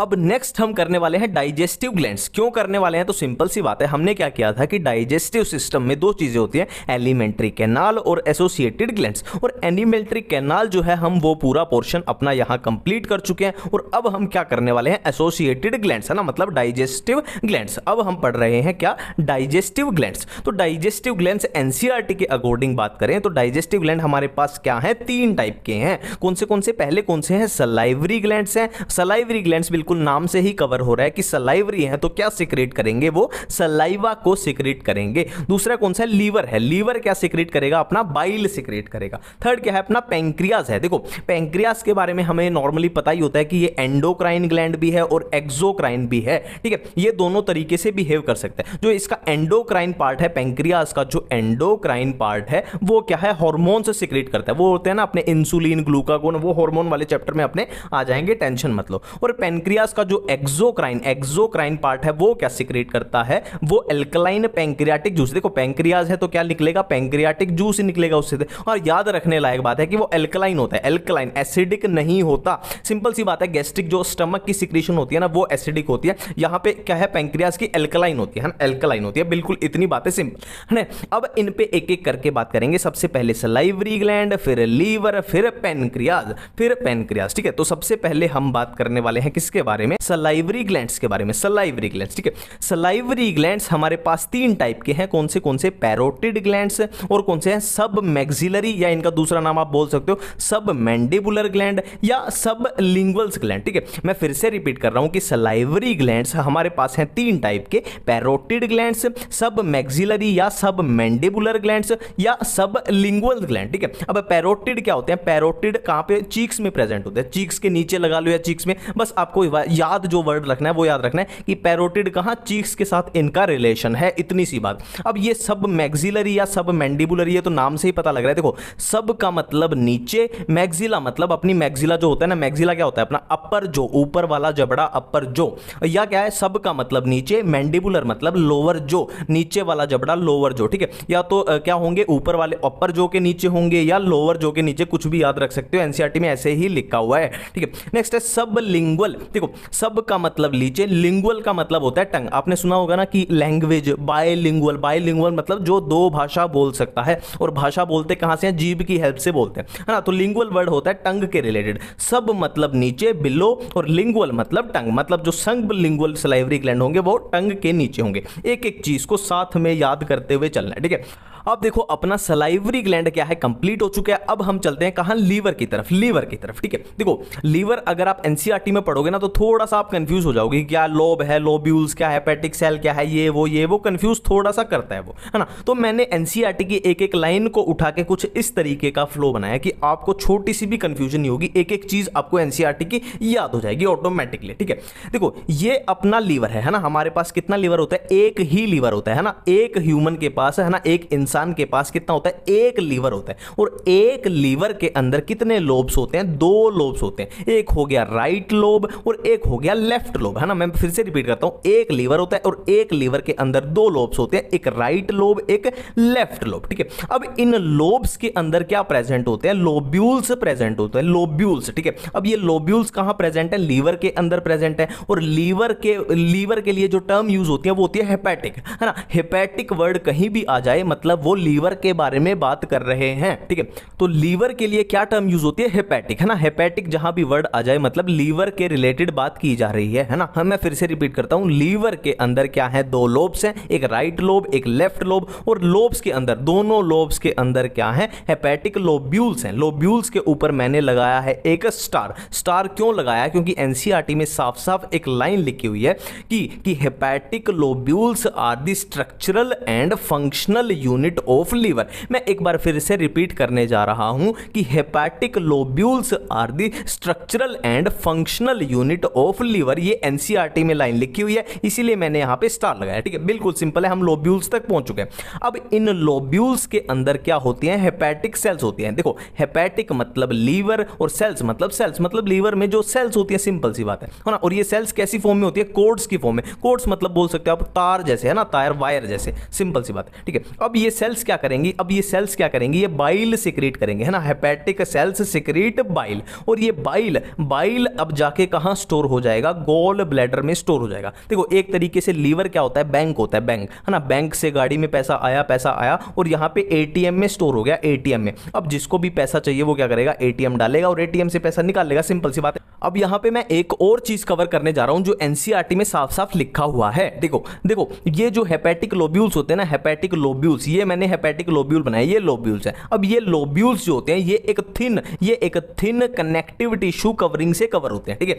ये क्या होते हैं, हेपेटिक लोब्यूल्स जो होते हैं इनके बाहर एक लेयर होती है किसकी, एक थिन कनेक्टिव टिश्यू की, और इस कनेक्टिव टिश्यू को क्या बोलते हैं, ग्लीसन्स कैप्सूल बोलते हैं। मैं फिर से रिपीट करने जा रहा हूं कि ये जो लोब्यूल्स होते हैं ये एक कनेक्टिव टिश्यू से कवर्ड होते हैं और इस कनेक्टिव टिश्यू को हम बोलते हैं ग्लीसन्स कैप्सूल। देखो कैप्सूल है तो क्या करेगा, कवर करेगा, कैप्सूल है तो बाहर होगा ना, इसको कवर करेगा। अब देखो हम सलाइवरी ग्लैंड्स के बारे में भी पढ़ चुके हैं, हम लीवर के बारे में भी पढ़ चुके हैं, और अब आपको मुझे बोलना चाहिए कि अब पढ़ाओ किसके बारे में, पैंक्रियास के बारे में। तो मैं बोलूंगा कि जहां पे हम डाइजेशन ऑफ फूड करेंगे ना, डाइजेशन ऑफ फूड, वहां पे हम पढ़ेंगे पैंक्रियास के बारे में, क्योंकि इसका क्या है, पैंक्रियाटिक जूस होता है जो डाइजेशन में काम आता है, वहीं पे करेंगे इसका क्या एंजाइम होते हैं, क्या इसका रोल होता है, ठीक है। अब मैं इनकी एक जो एनसीईआरटी में डायग्राम दिया हुआ है उसको मैं बनाने जा रहा हूं, है ना, वो भी एक अच्छी खासी कंफ्यूजन है, ठीक है। अब देखो वो डायग्राम आपका ऑटोमेटिकली कवर हो जाएगा, ठीक है। मैं एक एक चीज को लिख के बताऊंगा, आप ऑटोमेटिकली रिलेट कर लेना, ठीक है। देखो ये हमारे पास क्या है, लीवर है, ये हमारे पास क्या है, लीवर है, और लीवर में मैं यहां दो लोब, ऐसे मैं रफ डायग्राम बना रहा हूं, मैं यहां पे दो लोब बना देता हूं, दो लोब, एक हो जाएगी अपनी लेफ्ट लोब, एक हो जाएगी राइट लोब, ठीक है। हमने बात की थी कि लीवर में दो लोब होती है, एक हो जाएगी अपनी लेफ्ट लोब, एक राइट लोब, ठीक है। अब देखो जो डक्ट कहां से आएगी, अपने लेफ्ट लोब से आएगी, उसको मैं बोल देता हूं क्या, लेफ्ट हेपेटिक डक्ट। देखो हमने बात की थी कि हेपेटिक वर्ड किस लिए यूज होता है, लीवर के रिलेटेड यूज होता है, ठीक है। और जो डक्ट राइट वाले लोब से आएगी उसको मैं बोल दूंगा राइट हेपेटिक डक्ट। सिंपल सी बात है, हेपेटिक मतलब लीवर के रिलेटेड है, ठीक है। अब ये डक्ट आगे आएंगी और ये क्या करेंगी, दोनों कंबाइन कर जाएंगी, ये दोनों डक्ट क्या कंबाइन कर जाएंगी और ये क्या बना देंगी, एक ही डक्ट बना देंगी, जिसको मैं बोल दूंगा क्या, कॉमन हेपेटिक डक्ट, ठीक है। ये थी लेफ्ट, ये थी राइट, और ये क्या हो गई, दोनों की कॉमन हो गई। कॉमन हेपेटिक मतलब लीवर से आ रही है, डक्ट मतलब डक्ट। बिल्कुल इतनी बातें यहां तक क्लियर है, ठीक है। अब इस साइड में क्या प्रेजेंट है, अब इस साइड में इस तरीके का गुब्बारा सा एक बलून स्ट्रक्चर है ना, ये क्या है, अपना गॉल ब्लैडर है, ये अपना क्या है, गॉल ब्लैडर, और गॉल ब्लैडर से भी क्या आ रही है, गॉल ब्लैडर वाली डक्ट आ रही है, गॉल ब्लैडर वाली डक्ट आ रही है, ठीक है। और गॉल ब्लैडर वाली डक्ट को क्या बोल देंगे हम, सिस्टिक डक्ट बोल देंगे, सिस्टिक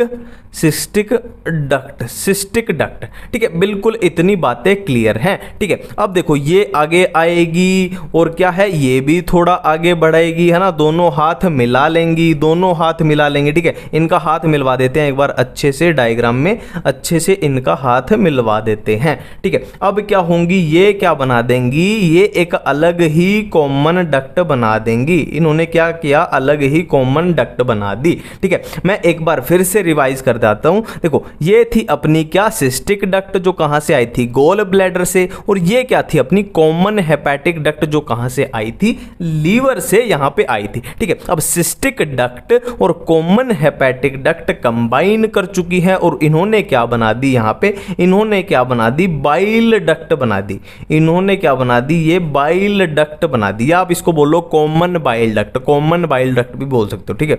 इसको आप लोग कॉमन बाइल डक्ट भी बोल सकते हो, ये आपस में बना दी बाइल डक्ट, ठीक है। तो अब ये आगे आ रही है। अब यहां पे क्या प्रेजेंट है, यहां पे एक ग्लैंड प्रेजेंट है, जिसका क्या नाम है, पैंक्रियाज भाई साहब, ठीक है। अब पैंक्रियाज की भी क्या आएगी, डक्ट आएगी, सिंपल सी बात है, ग्लैंड है तो उसकी भी डक्ट आएगी, है ना। और पैंक्रियाज वाली डक्ट को क्या बोल देंगे, इसको क्या बोल देंगे, पैंक्रियाटिक डक्ट, ठीक है। अब ये पैंक्रियाटिक डक्ट क्या करेगी, इस बाइल डक्ट को ऐसे यहां ज्वाइन कर लेगी, ठीक है। बिल्कुल ठीक बात है, यहां पे इसको ज्वाइन कर लिया, ठीक है। अब ज्वाइन कर लिया तो ये क्या बन जाएगी, अब सुनना, ध्यान से सुनना, ये क्या बन जाएगी,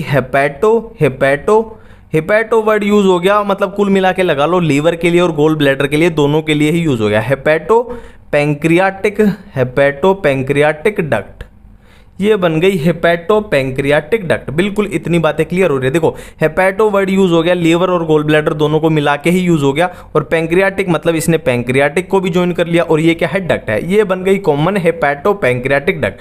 अब ये हेपेटो पैंक्रियाटिक डक्ट जो है वो किस में मिल जाएगी, यहाँ पे हमारे पास क्या होती है, ड्यूडेनम होती है। यहाँ पे हमारे पास क्या है, ये ड्यूडेनम है। ड्यूडेनम हम बात कर चुके हैं। देखो ये हमारे पास है ड्यूडेनम, ये हमारे पास है ड्यूडेनम, ठीक है। और ड्यूडेनम हम बात कर चुके हैं किस में होती है, स्मॉल इंटेस्टाइन का पार्ट होती है, ठीक है। और यहाँ से क्या हो जाएगा, अपना जो भी जूस मटेरियल जो भी आया ये ड्यूडेनम में हो जाएगा। और ड्यूडेनम में क्यों आएगा, क्योंकि ये सारा मटेरियल जो हेपेटो पैंक्रियाटिक डक्ट में जो भी मिल के आएगा वो किस काम आना है, यहाँ पे ड्यूडेनम में डाइजेशन के अपने काम आना है। यहाँ पे डाइजेशन के अपने काम आना है, जो भी माल मसाला आएगा, सिंपल सी बात है, ठीक है। अब एक और इंपॉर्टेंट चीज यहाँ पे है, एनसीईआरटी में लिखी हुई है कि हेपेटो पैंक्रियाटिक डक्ट और ड्यूडेनम जहाँ पे है ना, हेपेटो पैंक्रियाटिक डक्ट मतलब ये वाली डक्ट, और ड्यूडेनम जहां पे मिलती है वहां पे क्या प्रेजेंट होते हैं, स्पिंक्चर प्रेजेंट होते हैं। वहां पे क्या प्रेजेंट होते हैं, स्पिंक्चर प्रेजेंट होते हैं। और स्पिंक्चर भी कौन से, स्पिंक्चर ऑफ ओडाई प्रेजेंट होते हैं। स्पिंक्चर ऑफ ओडाई वहां पे प्रेजेंट होते हैं। कहां पे, हेपेटो पैंक्रियाटिक डक्ट और ड्यूडेनम का जहां मिलन होता है वहां पे स्पिंक्चर प्रेजेंट होते हैं, स्पिंक्चर ऑफ ओडाई। बिल्कुल इतनी बातें क्लियर है, एक एक बात क्रिस्टल क्लियर है। अब देखो मैं आपसे एक बेसिक सी चीज़ पूछता हूँ कि हमें खाना क्यों चाहिए, हमें फूड क्यों चाहिए, ठीक है। तो आप एक सिंपल सा आंसर दोगे कि हमें फूड भागने के लिए, दौड़ने के लिए, काम करने के लिए, पढ़ने के लिए, नीट का पेपर देने के लिए, एमसीक्यू फिल करने के लिए, इसके लिए हमें क्या चाहिए, एनर्जी चाहिए। और वो एनर्जी कहाँ से मिल सकती है, हमें फूड से मिल सकती है। तो इतनी एक बेसिक सी बात हमें पता चल गई कि हमें फूड चाहिए ताकि हम फूड से क्या निकाल सके, एनर्जी निकाल सके, ठीक है। और फूड से ऐसे तो है नहीं हमने डायरेक्ट समोसा खाया और डायरेक्ट वो अंदर जाके एटीपी में फट गया और एनर्जी मिल गई, ऐसे तो नहीं होगा ना। हमने मान लो समोसा खाया, समोसे में अब प्रोटीन्स हैं, कार्बोहाइड्रेट्स हैं, फैट्स हैं, है ना, वो क्या होंगे, छोटे छोटे छोटे अपनी स्मॉलेस्ट फॉर्म में टूटेंगे, जैसे अमीनो एसिड्स, ग्लूकोज, है ना, उस फॉर्म में टूटेंगे। फिर क्या होंगे, वो अब्जॉर्ब होंगे। अब अब्जॉर्ब होके, है ना, जो अब्जॉर्बेबल फॉर्म है, जो अब्जॉर्ब होके कहाँ पहुंचेंगे, हमारी एक एक टिश्यू की तरफ, है ना। पूरी बॉडी में हमारे क्या है, टिश्यू है, टिश्यू में क्या है, सेल्स हैं। तो फूड अब्जॉर्ब हो गए, एक एक पूरी बॉडी में टिश्यू पे पहुंचेगा, और टिश्यू के अंदर क्या होती हैं, सेल्स प्रेजेंट होती हैं। और वो सेल्स क्या करेंगी, अब उस फूड का यूज करेंगी किसके लिए, एनर्जी के लिए। तो अल्टीमेटली हम फूड से एनर्जी की तरफ इस तरीके से पहुंचते हैं, ठीक है। तो यही चीजें अब हम करेंगे। देखो मान लो हमने समोसा खाया, हमने फूड खाया, समोसा खाया। अब फूड यानी समोसे को हम क्या करेंगे, पहले डाइजेस्ट करेंगे। डाइजेस्ट का सिंपल सा मतलब है कि उसको अब्जॉर्बेबल फॉर्म में, है ना, कि वो अब्जॉर्ब हो पाए उस फॉर्म में उसको हम तोड़ते जाएंगे, तोड़ते जाएंगे, तोड़ते जाएंगे, ठीक है। छोटे छोटे पार्ट में उसको तोड़ते जाएंगे, ठीक है। तो अब क्या है, वो ऐसी फॉर्म में टूट चुका है अपना समोसा कि वो अब्जॉर्ब हो सकता है। तो अब हम क्या कर लेंगे, उसको अब्जॉर्ब कर लेंगे। और अब्जॉर्ब करने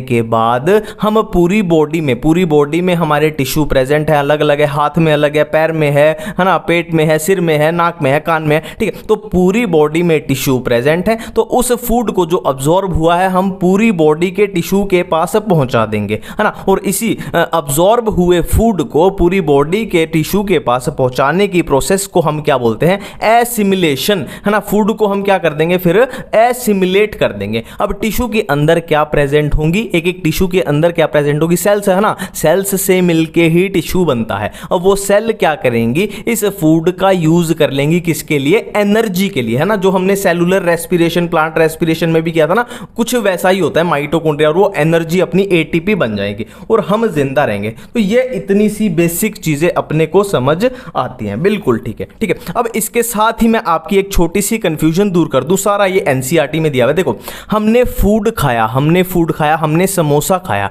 ठीक है। अब समोसे का क्या हुआ, माउथ में हमारे देख लो म्यूकस होगा, सलाइवा होगा, है ना, उसके साथ मिलजुल के एक लुब्रिकेशन हो गया उसका ना, फूड का क्या हुआ, माउथ में हमने दांत के साथ चबाया, मेस्टिकेट किया और उसका क्या है लुब्रिकेशन हो चुका है ना, किसके साथ, सलाइवा और म्यूकस के साथ, ठीक है। और उस लुब्रिकेटेड जो माउथ में जो लुब्रिकेटेड सा वो फूड सा बन गया, उसको हम क्या बोलते हैं, बोलस बोलते हैं, उसको हम बोलते हैं बोलस। बोलस अपना माउथ में बन चुका है। अब बोलस को हम क्या करेंगे, स्वेलो करेंगे ना, निगल जाएंगे, स्वेलो करेंगे, ठीक है। अब स्वेलो करने के बाद माउथ के बाद अपना कौन सा ऑर्गन आता है, ईसोफेगस आता है। और ईसोफेगस में अब क्या होंगी, मस्कुलर मूवमेंट्स होंगी, मस्कुलर मूवमेंट जिनका नाम होता है पेरिस्टाल्टिक मूवमेंट, है ना। ईसोफेगस में, मेरी बात ध्यान से सुनो, माउथ के बाद क्या आता है, ईसोफेगस आता है। ईसोफेगस में पेरिस्टाल्टिक मूवमेंट यानी मस्कुलर मूवमेंट होंगी, जिनकी हेल्प से ये बोलस जो है वो नीचे की तरफ जाएगा, किस तरफ जाएगा, स्टमक की तरफ जाएगा, ठीक है। अब अपना मस्कुलर मूवमेंट के रिजल्ट से अपना बोलस कहां पहुंच चुका है, स्टमक में पहुंच चुका है। अब स्टमक के अंदर क्या होंगे, स्टमक के एंजाइम होंगे ना, गैस्ट्रिक एंजाइम होंगे, गैस्ट्रिक ग्लैंड्स होते हैं ना उसमें, और गैस्ट्रिक जूस होगा, तो ये बोलस उनके साथ मिक्स हो जाएगा। और स्टमक के अंदर भी मस्कुलर मूवमेंट होंगी, जिनका नाम होता है चर्निंग मूवमेंट। एनसीईआरटी में साफ साफ लिखा हुआ है स्टमक में कौन सी मूवमेंट होती है, चर्निंग मूवमेंट होती है ना। तो गैस्ट्रिक एंजाइम, गैस्ट्रिक जूस और चर्निंग मूवमेंट के रिजल्ट से जो भी अपना प्रोडक्ट बन जाएगा उसको बोलेंगे हम काइम, बोलेंगे काइम। एनसीईआरटी की एक एक लाइन है, ठीक है। फूड से बना बोलस, बोलस कहां बना, माउथ में, फिर आगे जाए आइसोफेगस में पेरिस्टाल्टिक मूवमेंट, फिर आगे गई चीजें स्टमक में, और स्टमक में क्या आए, गैस्ट्रिक एंजाइम आए, चर्निंग मूवमेंट हुई, तो क्या बन गया, काइम बन गया। C for churning movement, C for chyme, तो ये याद रखना है स्टमक में। इतनी बातें बिल्कुल ही क्लियर हैं, ठीक है। अब देखो हमें क्या करनी है, हम बात चुके हैं, हमें क्या करनी है, डाइजेशन और अब्जॉर्प्शन। अब ये एक बेसिक कंफ्यूजन रहती है जो लास्ट तक अपनी क्लियर ही नहीं होती, तो इसको पहले ही क्लियर करके चलते हैं,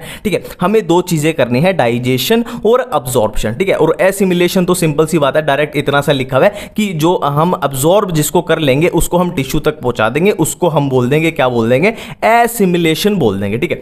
अब ये हमारा फूड का पाथवे है ना, हमने माउथ से फूड खाया, माउथ फिर क्या आया, इसोफेगस, फिर क्या आया, स्टमक आया, फिर अपनी स्मॉल इंटेस्टाइन में क्या आया, ड्यूडेनम, ज्यूजेनम, इलियम, फिर अपनी आई large intestine, caecum, colon, rectum, और फिर अपना जो वेस्ट हो गया, जो वेस्ट हो जाएगा, वेस्ट मटेरियल बचेगा वो बाहर चला जाएगा, और जो हमने काम का सामान है, जो अपने अब्जॉर्ब करने लायक जो काम का सामान है, हमने वो बाहर निकाल लिया, वो उसको हमने अब्जॉर्ब कर लिया, और जो फालतू का वेस्ट मटेरियल बचा वो हम बाहर निकाल देंगे ना, वेस्ट निकाल देंगे, ठीक है। इतनी सी बातें सिंपल है, ठीक है। अब देखो, अब एक एक क्वेश्चन को ध्यान से करना है। देखो, अगर आपके पास क्वेश्चन आता है कि डाइजेशन कहां पे स्टार्ट होता है, डाइजेशन कहां पे स्टार्ट होता है, तो आपका आंसर होना चाहिए माउथ में डाइजेशन स्टार्ट होता है, माउथ पे, है ना, माउथ में डाइजेशन स्टार्ट होता है, सिंपल सी बात है। अगर क्वेश्चन आए कि मैक्सिमम डाइजेशन कहां होता है, तो आंसर होना चाहिए स्मॉल इंटेस्टाइन। मैक्सिमम डाइजेशन कहां होता है, स्मॉल इंटेस्टाइन। डाइजेशन को लेके इतनी बातें बिल्कुल क्लियर है, ठीक है। आगे जाके क्लियर भी हो जाएंगी, वैसे और चीजें क्लियर हो जाएंगी आगे जाके, टेंशन मतलब, ठीक है। पर ये मैं बता रहा हूं, इस कंफ्यूजन से बच के रहना,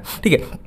अब बात करते हैं अब्जॉर्प्शन की, ठीक है। अगर क्वेश्चन आए कि अब्जॉर्प्शन कहां कहां होता है, तो मैं बोलूंगा कि इस पूरे पार्ट में लगभग लगा के चलो, माउथ में भी अब्जॉर्प्शन होता है और लार्ज इंटेस्टाइन तक भी अब्जॉर्प्शन होता है ना। अभी हम बात नहीं कर रहे कि किस चीज का अब्जॉर्प्शन होता है, कहां क्या अब्जॉर्ब होता है, बस ये याद रखो कि अब्जॉर्प्शन माउथ में भी होता है, माउथ से लेकर लार्ज इंटेस्टाइन तक अब्जॉर्प्शन होता है, ये बात अपने को क्लियर रखनी है, ठीक है। और अब्जॉर्प्शन का अगर क्वेश्चन आए कि मैक्सिमम अब्जॉर्प्शन कहां होता है, जो अपना मेन अब्जॉर्प्शन है, जो अपना मैक्सिमम अब्जॉर्प्शन है वो कहां होता है, तो एनसीईआरटी में लिखा हुआ है, ये लिखा हुआ है ना। और उन्होंने ऐसे मैक्सिमम तो नहीं लिखा, पर बिल्कुल ही क्लियर लाइन है कि ज्यूजेनम और इलियम में जो भी अपने मेन प्रोडक्ट्स होते हैं ना अब्जॉर्ब करने लायक, वो कहां अब्जॉर्ब होते हैं, ज्यूजेनम और इलियम में। बाकी जो माउथ में अब्जॉर्प्शन हुआ, स्टमक में हुआ, लार्ज इंटेस्टाइन में हुआ, वो तो सिंपल सा होता है, पानी का हो गया, छोटे मोटे ड्रग्स या छोटा मोटा अल्कोहल, ये फालतू के अब्जॉर्प्शन होते हैं। जो अपना मेन अब्जॉर्प्शन है वो ज्यूजेनम और इलियम में होगा, ये बातें याद रखनी है। और मैं एक बात और यहां पे बोल दूं कि डाइजेशन की अगर बात करें तो लार्ज इंटेस्टाइन में डाइजेशन बिल्कुल भी नहीं होगा, लार्ज इंटेस्टाइन में डाइजेशन बिल्कुल भी नहीं होगा। इतनी बातें क्लियर है ना। अब हम चलते हैं अपने डाइजेशन की तरफ, फिर हम करेंगे अब्जॉर्प्शन। अब देखो डाइजेशन स्टार्ट करने से पहले हम कुछ जनरल नॉलेज यानी सामान्य ज्ञान की बातें कर लेते हैं। देखो गैस्ट्रिक ग्लैंड में, गैस्ट्रिक ग्लैंड मतलब स्टमक है ना, गैस्ट्रिक मतलब स्टमक, स्टमक में जो ग्लैंड्स प्रेजेंट होंगे उनको हम बोल रहे हैं क्या, गैस्ट्रिक ग्लैंड्स। तो गैस्ट्रिक ग्लैंड्स में 3 टाइप की सेल प्रेजेंट होती है, 3 टाइप की। कौन सी? एक तो होंगी म्यूकस नेक सेल्स, एक होंगी पेप्टिक और चीफ सेल, और एक होंगी पैराइटल और ऑक्जेंटिक सेल। ठीक है, ये 3 टाइप की सेल। अब ये नाम से ही पता लग रहा है म्यूकस, म्यूकस मतलब ये क्या सिक्रेट करेंगी, म्यूकस को सिक्रेट करेंगी, बिल्कुल सिंपल सी बात है। ठीक है, अब इनके भी नाम से ही पता लग रहा है, देखो पेप, पेप्टिक, पेप, पीईपी, पेप से पता लग जाएगा कि ये पेप्सिनोजन को सिक्रेट करेंगी, पेप्सिनोजन को सिक्रेट करेंगी। और पैराइटल और ऑक्जेंटिक सेल क्या करेंगी, HCl है ना, पहला क्या सिक्रेट करेंगी, HCl, और दूसरा क्या, इंट्रिंसिक फैक्टर, इंट्रिंसिक फैक्टर। ठीक है, अब यहां पे याद रखने लायक बात क्या है जो एनसीईआरटी में लिखी हुई है कि जो HCl होता है उसकी पीएच कितनी है, 1.8, मतलब हाईली एसिडिक है, 1.8। और इंट्रिंसिक फैक्टर की खास बात क्या है कि ये किस में हेल्प करेगा, विटामिन B12 की अब्जॉर्प्शन में। मैं एक बार फिर से रिपीट करने जा रहा हूं कि इसमें याद रखने लायक बात क्या थी कि पैराइटल और ऑक्जेंटिक सेल से एक तो हुआ HCl निकला, और HCl की पीएच कितनी, 1.8, हाईली एसिडिक। और दूसरा क्या, इंट्रिंसिक फैक्टर। इंट्रिंसिक फैक्टर की खास बात क्या है, ये हमें चाहिए किसके लिए, विटामिन B12 की अब्जॉर्प्शन के लिए। ठीक है, अब देखो जो यहां पे ये पेप्सिनोजन बना है, पेप्सिनोजन जो ये बना है, ये क्या है, ये बच्चा है, ये क्या है, ये बच्चा है, ये अभी मैच्योर नहीं हुआ है ना, ये एक प्रो एंजाइम है, ये बच्चा एंजाइम है। ठीक है, तो इसको आगे फंक्शन करने के लिए, आगे डाइजेशन करने के लिए बड़ा होना पड़ेगा, मैच्योर होना पड़ेगा, एडल्ट होना पड़ेगा। तो इसको बड़ा कौन करेगा, इसको एडल्ट कौन करेगा। देखो सिंपल सी बात है, इस प्रो एंजाइम को मैच्योर होने के लिए क्या चाहिए, एसिडिक पीएच चाहिए, एसिडिक पीएच। तो ये देखो अपने पास क्या है, HCl के पास कितनी एसिडिक है, 1.8, हाईली एसिडिक है। तो HCl क्या करेगा, HCl करेगा इसकी मदद, ये HCl करेगा इसकी मदद, इसकी हेल्प करेगा, और इसको क्या कर देगा, मैच्योर कर देगा। और मैच्योर करके क्या करेगा, ये था पेप्सिनोजन, तो पेप्सिनोजन से इसको कन्वर्ट कर देगा पेप्सिन में, इसको कन्वर्ट कर देगा पेप्सिन में, कन्वर्ट कर देगा। बिल्कुल इतनी सिंपल सी बात है।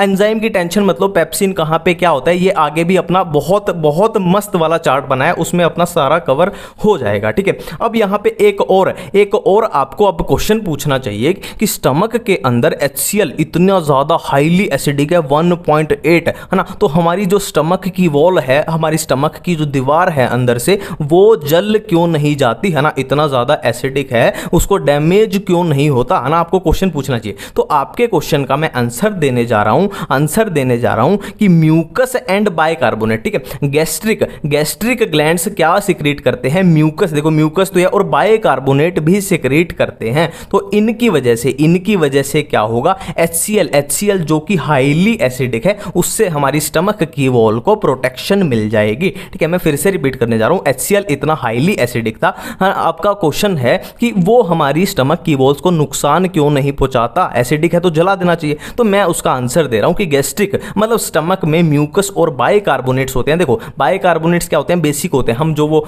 पीते हैं ना घोल घोल के, जब एसिडिटी हो जाती है, टीवी में ऐड भी आती है, उसमें क्या बाइकार्बोनेट्स होते हैं, और म्यूकस भी अपना बेसिक ही लगा लो। तो ये हमें क्या करेंगे, स्टमक की वॉल को HCl जो कि हाईली एसिडिक है उससे प्रोटेक्ट करेंगे। ठीक है, ये एक चीज है। ठीक है, अब एक और चीज स्टमक में ही एक और चीज है, लास्ट चीज है, इसके बाद अपना स्टमक वाला खत्म है। ठीक है, अब देखो यहां पे स्टमक में गैस्ट्रिक ग्लैंड्स में ही बात कर रहे हैं हम, स्टमक में ही बात कर रहे हैं। एक और एंजाइम प्रेजेंट होता है rennin, RENNIN, rennin enzyme present. अब रेनिन कैसा एंजाइम है, एनसीईआरटी में साफ साफ लिखा है प्रोटियोलिटिक एंजाइम है। तो सीधा सीधा पता लग गया, प्रोटियोलिटिक मतलब ये प्रोटीन्स की डाइजेशन से रिलेटेड, प्रोटियोलिटिक मतलब प्रोटीन्स की डाइजेशन से रिलेटेड एक एंजाइम है। ठीक है, अब यहां पे दूसरी याद रखने लायक बात क्या है कि जो रेनिन है वो इन्फेंट्स में होता है, बिल्कुल छोटे बच्चों में प्रेजेंट होता है, एडल्ट में नहीं होता, बिल्कुल छोटे बच्चे में। और छोटे बच्चे हमें पता है क्या पीते हैं, खाना तो खाते नहीं, समोसे तो खाते नहीं है बिल्कुल छोटे बच्चे। तो छोटे बच्चे क्या पीते हैं, दूध पीते हैं। तो दूध में क्या होते हैं, मिल्क में क्या होते हैं, प्रोटीन्स होते हैं। तो मिल्क में जो प्रोटीन्स होते हैं उनकी डाइजेशन के लिए मैं फिर से रिपीट करने जा रहा हूं कि इन्फेंट्स यानी बिल्कुल छोटे नवजात शिशु क्या पिएगा, दूध पिएगा। दूध में क्या होंगे, प्रोटीन्स। तो उन प्रोटीन्स की डाइजेशन के लिए जो एंजाइम चाहिए वो क्या हो गया, रेनिन एंजाइम। बिल्कुल इतनी बातें क्लियर हैं। यहां पे अपने स्टमक का सामान्य ज्ञान खत्म। अब एक छोटा सा सामान्य ज्ञान हम ले लेते हैं पैंक्रियाटिक एंजाइम्स के बारे में। पैंक्रियाटिक एंजाइम देखो, पैंक्रियाटिक एंजाइम क्या होते हैं, कितने होते हैं, वो आगे अपना मस्त वाला जो चार्ट है उसमें कवर हो जाएगा, बट यहाँ पे एक छोटा सा सामान्य ज्ञान देना आपको, वो दे देता हूँ। देखो जैसे हमने पेप्सिनोजन बनाया था, ठीक है, इधर पेप्सिनोजन बना था और पेप्सिनोजन क्या हुआ था, बड़ा होके एडल्ट होके मैच्योर होके क्या बना था, पेप्सिन बनेगा।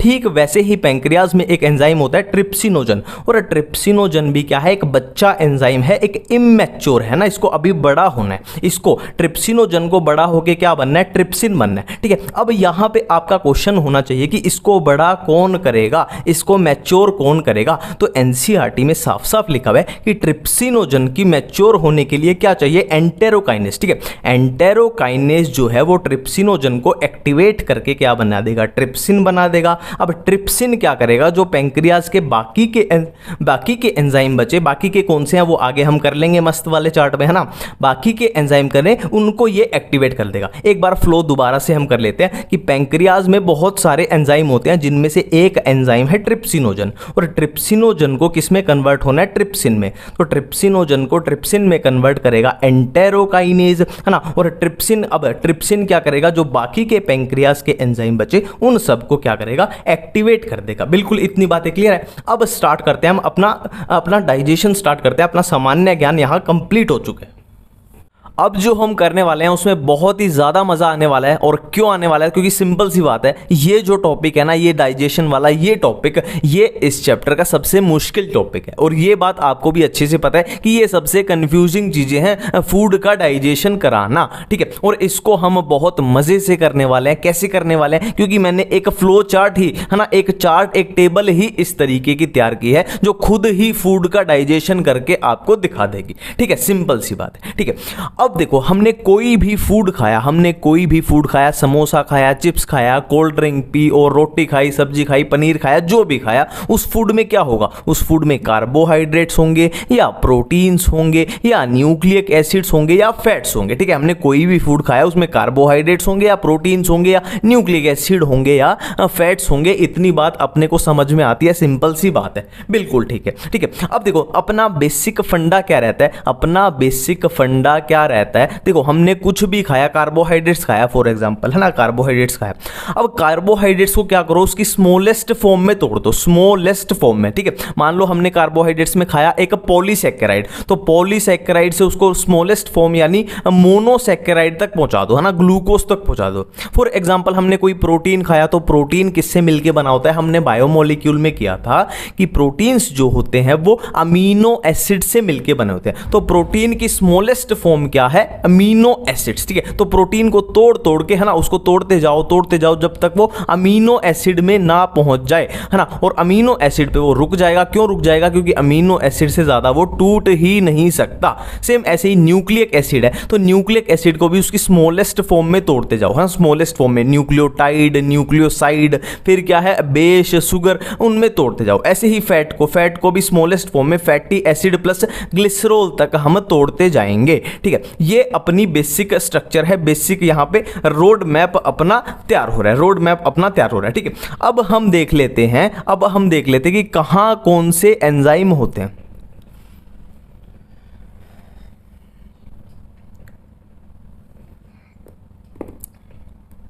देखो अब किसी भी चीज की डाइजेशन करते हुए सिंपल सा फंडा ये होता है कि उसको तोड़ते जाओ और जब वो फर्दर टूटना बंद हो जाए वहां पे लाके छोड़ दो। ठीक है, फॉर एग्जांपल प्रोटीन है, प्रोटीन को तोड़ते जाओ। अब प्रोटीन की स्मॉलेस्ट फॉर्म कहां पे रुक जाएगी, अमीनो एसिड पे प्रोटीन आके रुक जाएगा, उससे ज्यादा वो नहीं टूट सकता, तो वहां पे ऑटोमेटिकली अपना डाइजेशन रुक जाएगा और अमीनो एसिड जो स्मॉलेस्ट उसकी फॉर्म है वो अपनी अब्जॉर्ब हो जाएगी। ठीक है, सिंपल सा फंडा मैं एक बार रिपीट करता हूं कि कोई भी हमने बहुत बड़ी चीज खाई तो हमने उसको डाइजेशन करना है, हमने उसको डाइजेस्ट करना है। तो डाइजेस्ट करते हुए हम क्या करेंगे, उसको तोड़ते जाएंगे, उसको तब तक तोड़ते जाएंगे कि जब तक वो अब्जॉर्बेबल, है ना, अब्जॉर्बेबल फॉर्म में ना आ जाए। देखो हमें डाइजेशन करना क्यों है, देखो डाइजेशन का एक सिंपल सा फंडा समझो, हमें किसी भी चीज का डाइजेशन करना क्यों है क्योंकि हमें उस चीज को अब्जॉर्ब भी करना है ना। फॉर एग्जांपल हमने कोई प्रोटीन खाया, डायरेक्ट प्रोटीन खाया, तो डायरेक्ट प्रोटीन अब्जॉर्ब नहीं हो सकता, हमें उसको छोटे छोटे टुकड़ों में तोड़ना पड़ेगा। छोटे छोटे टुकड़े मतलब प्रोटीन को उसकी स्मॉलेस्ट फॉर्म में पहुंचाना पड़ेगा। स्मॉलेस्ट मतलब प्रोटीन को तोड़ते जाओ, जब वो फर्दर ना टूट पाए, मतलब अपनी स्मॉलेस्ट फॉर्म यानी अमीनो एसिड्स में ना आ जाए, तब तक उसको तोड़ते जाओ। और अमीनो एसिड जब अपने बन जाएंगे तो वो क्या है, सबसे छोटी फॉर्म है, वो अपने अब्जॉर्ब हो जाएंगे, है ना। सिंपल सा फंडा क्या है, कोई भी चीज हमने खाई उसको छोटे छोटे पार्ट्स में तोड़ना है। क्यों तोड़ना है? क्योंकि हमारी बॉडी जो है वो उसकी स्मॉलेस्ट, किसी भी फूड की स्मॉलेस्ट फॉर्म को अब्जॉर्ब कर सकती है ना, बड़ी फॉर्म को नहीं कर सकती। ये सिंपल सा फंडा है, ठीक है।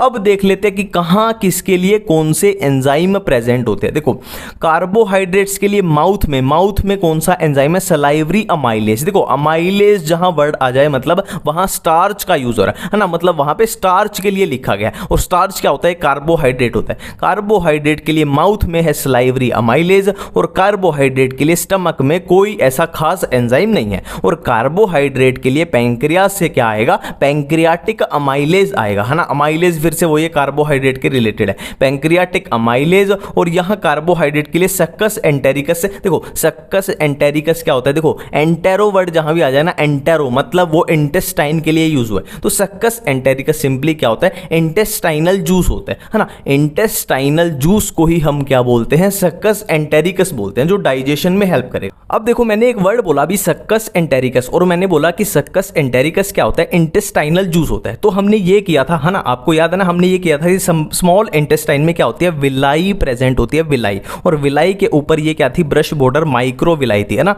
ये क्या थी, ब्रश बॉर्डर माइक्रो विलाई थी। अब ये माइक्रो विलाई क्या सिक्रीट करती हैं, सक्कस एंटेरिकस, है ना। मतलब स्मॉल इंटेस्टाइन में क्या होती है, विलाई, विलाई के ऊपर है माइक्रो विलाई, माइक्रो विलाई ने क्या सिक्रीट किया, इंटेस्टाइनल जूस, है ना, जिसको बोलते हैं सक्कस एंटेरिकस। अब हमें पता चल गया कि इंटेस्टाइनल जूस कहां से आया है, एनसीईआरटी में ये साफ साफ लिखा हुआ है।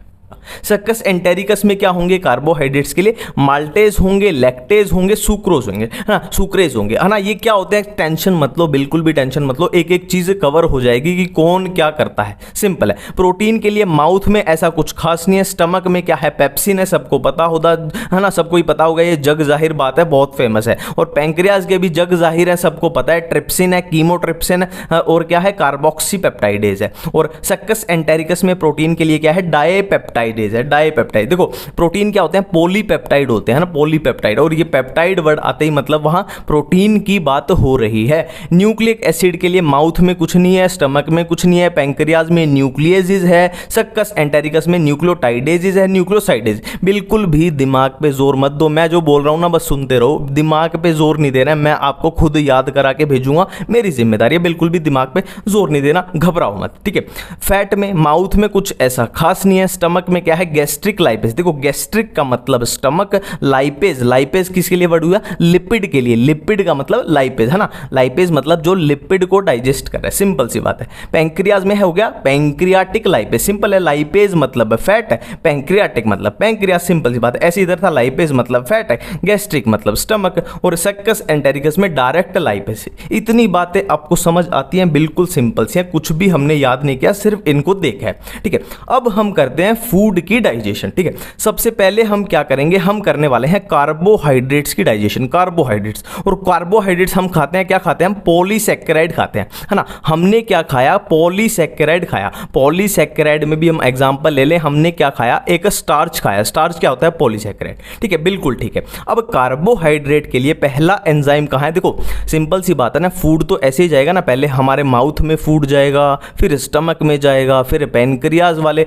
एक्शन पे जाएगा। कहां जाएगा वो तो हमने क्लियर ऑलरेडी कर चुके हैं, ठीक है। पहले पैंक्रियाज का एक्शन होगा, फिर इंटेस्टाइनल जूस का उस पे एक्शन होगा, सिंपल सी बात है, ठीक है। अब देखो पॉलीसैकेराइड की हमें डाइजेशन करनी है, स्टार्च की, ठीक है। अब पहला एंजाइम कहां पे है, माउथ में है, कौन सा है, सलाइवरी अमाइलेज है, कौन सा, सलाइवरी अमाइलेज है। अब ये सलाइवरी अमाइलेज क्या करेगा, 30% पॉलीसैकेराइड को डाईसैकेराइड में कन्वर्ट कर देगा ना। बेसिक रूल वही है, छोटे से छोटे पे तोड़ने तोड़ते जाना है, पॉलीसैकेराइड, फिर डाइसैकेराइड, फिर मोनोसैकेराइड, स्मॉलेस्ट यूनिट की तरफ चल रहा है, ठीक है। सलाइवरी अमाइलेज 30% पॉलीसैकेराइड को डाइसैकेराइड में कन्वर्ट कर देगा। डाइसैकेराइड जैसे कि माल्टोज हो गया, लैक्टोज हो गया, सुक्रोज हो गया, ये वाला, ठीक है। अब चीजें कहां जाएंगी, सारी अपने स्टमक में जाएंगी। स्टमक में इसके लिए कोई भी एंजाइम नहीं है, कोई भी एंजाइम नहीं है ना। अब स्टमक में हमारे पास क्या प्रेजेंट है, 30% हमारे पास प्रेजेंट है डाइसैकेराइड और 70% क्या है, पॉलीसैकेराइड, है ना। 70% तो कन्वर्ट हो नहीं पाया था, सिर्फ 30% हुआ था इसकी वजह से, ठीक है। स्टमक में अब हमारे पास प्रेजेंट है, देखो एक एक चीज को आराम से समझो, कोई दिक्कत नहीं है। स्टमक में हमारे पास क्या प्रेजेंट है, 30% डाइसैकेराइड, 70% क्या है, पॉलीसैकेराइड, बिल्कुल ठीक है। यहां पे कोई भी डाइजेशन होगी। अब सारी चीजें गई आगे, आगे कहां गई, इंटेस्टाइन में। अब इंटेस्टाइन में किसका एक्ट हो गया, पहले पैंक्रियाज के जो पैंक्रियाटिक जूस होता है उसका एक्ट होगा, और उसमें कार्बोहाइड्रेट्स के लिए कौन सा एंजाइम होता है, पैंक्रियाटिक अमाइलेज, पैंक्रियाटिक अमाइलेज, ठीक है।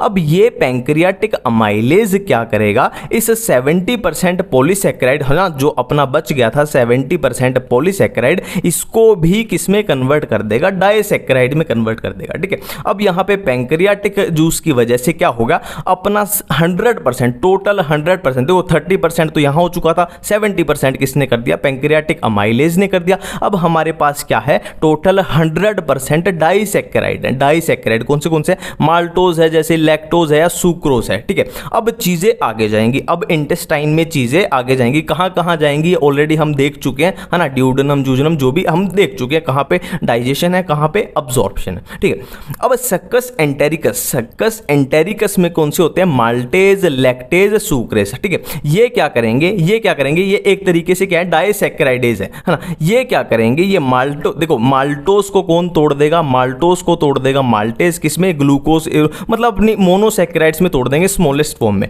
लैक्टोज को कौन तोड़ देगा, लैक्टेज तोड़ देगा। सुक्रोज को कौन तोड़ देगा, सुक्रेज तोड़ देगा। बिल्कुल सिंपल सी बात है। अब चीजें आ जाएंगी, मोनोसैकेराइड बन जाएंगी, है ना। इसके रिजल्ट से, इनके रिजल्ट से पॉलीसैकेराइड कहां कन्वर्ट हो चुके हैं, मोनोसैकेराइड्स में कन्वर्ट हो चुके हैं। मोनोसैकेराइड का एग्जांपल ग्लूकोज ले लो। अब ग्लूकोज को हम रेडिली क्या है, अब्सॉर्ब कर सकते हैं। ग्लूकोज को हमने क्या किया, अब्सॉर्ब कर लिया, ठीक है। तो ये तो कहानी किसकी थी, ये थी अपनी कार्बोहाइड्रेट्स की कहानी। अब हम बात करते हैं प्रोटीन के बारे में, ठीक है। देखो ये हमारे पास यहां पे प्रोटीन है। अब प्रोटीन कहां आए, सबसे पहले कहां पे आएगा, फूड, माउथ में आएगा।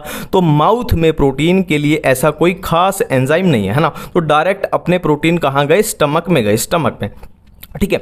अब स्टमक में प्रोटीन के ऊपर किसने एक्ट किया, पेप्सिन एंजाइम ने एक्ट किया, पेप्सिन एंजाइम ने एक्ट किया। और पेप्सिन ने क्या किया, प्रोटीन को कहां कन्वर्ट कर दिया, पेप्टोन्स प्लस प्रोटियोसिस। ये क्या होते हैं, पेप्टोन्स प्लस प्रोटियोसिस, ये क्या होते हैं, पार्शियली हाइड्रोलाइज्ड प्रोटीन्स, ठीक है। ये होते हैं पार्शियली हाइड्रोलाइज्ड प्रोटीन, ठीक है। पेप्सिन ने क्या किया, प्रोटीन्स को कहां कन्वर्ट कर दिया, पेप्टोन्स प्लस प्रोटियोसिस में कन्वर्ट कर दिया, ठीक है। अब चीजें आगे गई, अब पैंक्रियाज के एंजाइम का एक्ट हुआ, है ना। और पैंक्रियाज में प्रोटीन्स के लिए कौन से एंजाइम होते हैं, ट्रिप्सिन होते हैं, कीमोट्रिप्सिन और कार्बोक्सीपेप्टाइड। और मेनली इसमें कौन काम करता है, अपना ट्रिप्सिन ही काम करता है, ठीक है। अब ये एंजाइम क्या करेंगे, पेप्टोन्स प्लस प्रोटियोसिस को कहां कन्वर्ट कर देंगे, डाइपेप्टाइड में कन्वर्ट कर देंगे। देखो प्रोटीन क्या होता है, पॉलीपेप्टाइड, और उसको हम छोटे छोटे में तोड़ता जा रहे हैं। पॉलीपेप्टाइड को हम डाइपेप्टाइड में पहुंचा चुके हैं इनकी हेल्प से, पैंक्रियाज के एंजाइम की हेल्प से, ठीक है। अब चीजें आगे जाएंगी, तो नेक्स्ट एंजाइम सक्कस एंटेरिकस में क्या है,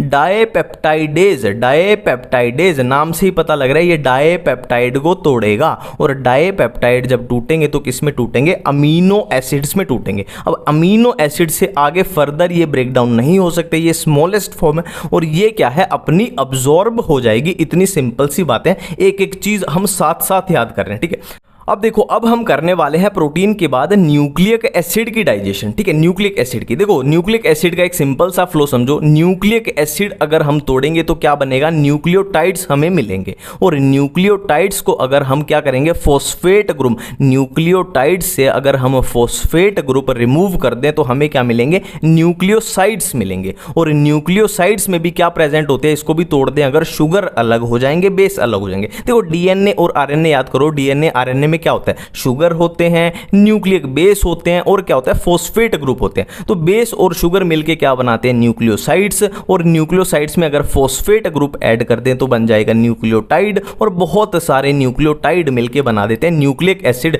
है ना, डीएनए या आरएनए न्यूक्लिक एसिड। बिल्कुल सिंपल सी बात, ठीक है। अब देखो डाइजेशन करते हैं। देखो न्यूक्लिक एसिड के लिए माउथ में ऐसा कोई खास एंजाइम नहीं होता, स्टमक में भी कोई खास एंजाइम नहीं है। तो पहला एंजाइम कहाँ आया, पैंक्रियाज से आया, जिसका नाम है न्यूक्लियेसिस।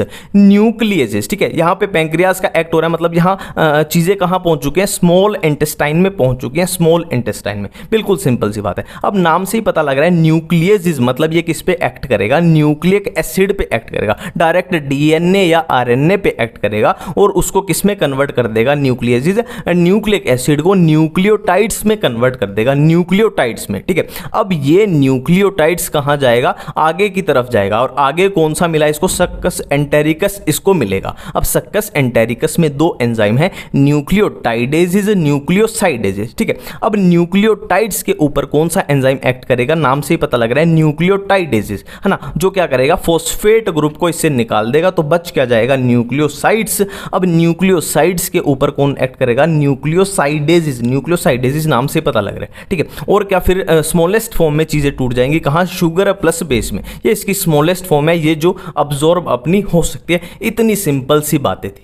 नेक्स्ट हम बात करने वाले हैं किसके बारे में, फैट के बारे में। फैट के लिए देखो माउथ में कोई ऐसा खास एंजाइम नहीं है। नेक्स्ट स्टमक में क्या होता है, गैस्ट्रिक लाइपेज होता है, और गैस्ट्रिक लाइपेज भी ये लगा लो आप, नाम मात्र ही होता है, इसमें कुछ खास डाइजेशन नहीं होता, ये नाम मात्र है सिर्फ, ठीक है। नेक्स्ट है पैंक्रियाज में होता है पैंक्रियाटिक लाइपेज। अब यहाँ पे थोड़ी मेन डाइजेशन होती है फैट की, है ना, पैंक्रियाटिक लाइपेज, है ना। देखो ये हमारे पास फैट था, तो पैंक्रियाटिक लाइपेज ने क्या किया, फैट को, पैंक्रियाटिक लाइपेज ने क्या किया, फैट को मोनोग्लिसराइड प्लस डाइग्लिसराइड्स में तोड़ दिया। फैट को मोनोग्लिसराइड्स प्लस डाइग्लिसराइड्स में तोड़ दिया, किसने, पैंक्रियाटिक लाइपेज ने। अब चीजें आगे गई कहां पे, सक्कस एंटेरिकस का यहां पे अब एक्ट होने वाला है, किस पे, मोनोग्लिसराइड प्लस डाइग्लिसराइड के ऊपर सक्कस एंटेरिकस का एक्ट होगा, और सक्कस एंटेरिकस के अंदर फैट की डाइजेशन के लिए लाइपेज एंजाइम प्रेजेंट होता है। अब ये लाइपेज क्या करेगा, इनको मोनोग्लिसराइड और डाइग्लिसराइड को किस में तोड़ देगा, फैटी एसिड प्लस ग्लिसरॉल। और हमें पता है ये फैट की ब्रेकडाउन जब करते हैं तो ये इसकी स्मॉलेस्ट फॉर्म है, फैटी एसिड प्लस ग्लिसरॉल। ये अब अब्जॉर्ब हो सकते हैं, सिंपल सी बात है, स्मॉलेस्ट फॉर्म है, ठीक है। बिल्कुल हमने सिंपल तरीके से किया, सिंपल सी बातें की। अब देखो, अब मैं आपको जो बात बोलने जा रहा हूं वो बेहद ज्यादा जरूरी है, ठीक है। अपने कानों को साफ करके कृपया अच्छे तरीके से खोल लीजिए, क्योंकि अब जो बात मैं बोलने जा रहा हूं उस पे 50 स्टार लगा लो। देखो मैंने फैट के डाइजेशन में एक बात बोली थी कि फैट को हम अल्टीमेटली ब्रेक डाउन किस में तोड़ेंगे, फैटी एसिड प्लस ग्लिसरॉल में तोड़ेंगे, ठीक है। और मैंने बिल्कुल ईजिली बोल दिया कि इसको हम क्या कर लेंगे, अब्जॉर्ब कर लेंगे, क्योंकि इसकी स्मॉलेस्ट फॉर्म है, ठीक है। मैंने ईजिली बोल के मैं निकल गया था, बट इसमें कुछ अलग ही गेम चलता है फैट वाले। देखो फैट को हमने कहां तोड़ लिया, एंजाइम्स की हेल्प से। कौन से एंजाइम हमने देख लिए थे, कहां तोड़ लिया, फैटी एसिड प्लस ग्लिसरॉल में तोड़ लिया। अब टेक्निकली होना क्या चाहिए था, नॉर्मल जो होना चाहिए था, क्या होना चाहिए था कि फैटी एसिड प्लस ग्लिसरॉल कहां जाने चाहिए थे, ब्लड में जाने चाहिए थे। और ब्लड कहां जाएगा, फिर पूरी बॉडी में फैल जाएगा, है ना। हमारा हार्ट पंप कर रहा है ब्लड वेसल के थ्रू, ब्लड पूरी बॉडी में फैल जाएगा, और फैटी एसिड प्लस ग्लिसरॉल पूरी बॉडी में जितने भी टिश्यू हैं, जितने भी सेल हैं, उनको मिल जाएगा, सिंपल सा। बट होता क्या है, फैटी एसिड और ग्लिसरॉल जो होते हैं वो इनसॉल्यूबल होते हैं। वो क्या होते हैं, इनसॉल्यूबल होते हैं, तो वो डायरेक्ट ब्लड स्ट्रीम में नहीं जा सकते, डायरेक्ट ब्लड स्ट्रीम में नहीं जा सकते, है ना। तो हमने एक अलग ही मेथड ढूंढा, क्या मेथड ढूंढा कि हम फैटी एसिड और ग्लिसरॉल को ब्लड में कैसे भेजें, ठीक है। ये अपने पास अब सवाल है कि फैटी एसिड और ग्लिसरॉल को ब्लड में हमें भेजना है, ठीक है। देखो यहां हमारे पास क्या है, फैटी एसिड एंड ग्लिसरॉल है, यहां हमारे पास क्या है, फैटी एसिड एंड ग्लिसरॉल है। अब इनकी हम क्या करेंगे, इमल्सिफिकेशन करेंगे। हम फैटी एसिड एंड ग्लिसरॉल की क्या करेंगे, इमल्सिफिकेशन करेंगे। और ये इमल्सिफिकेशन किसकी हेल्प से करेंगे, बाइल की हेल्प से।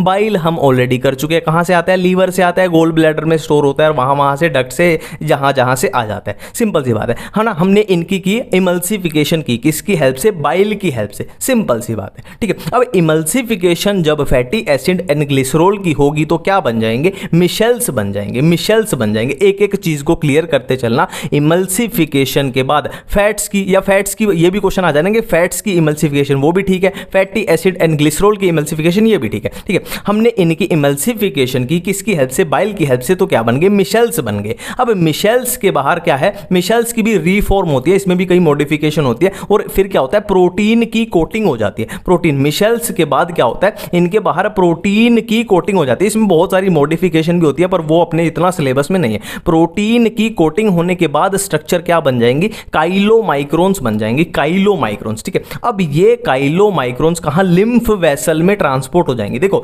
हमने नॉर्मली करना क्या था, ब्लड में भेजना था, पर ब्लड में ये डायरेक्ट जा नहीं पा रहे, तो हमने क्या किया, इसके मिशेल्स बनाए, फिर काइलोमाइक्रोन्स बनाए, और फिर इसको लिम्फ में भेजा, और लिम्फ जाके अपनी कहां खुल जाएगी, ब्लड वेसल में, जो बड़ी ब्लड वेसल होती है उसमें खुल जाएगी। और ये अपना ultimately fatty acid and glycerol कहां आ चुका है, अब अपना ये ब्लड में आ चुका है, ठीक है।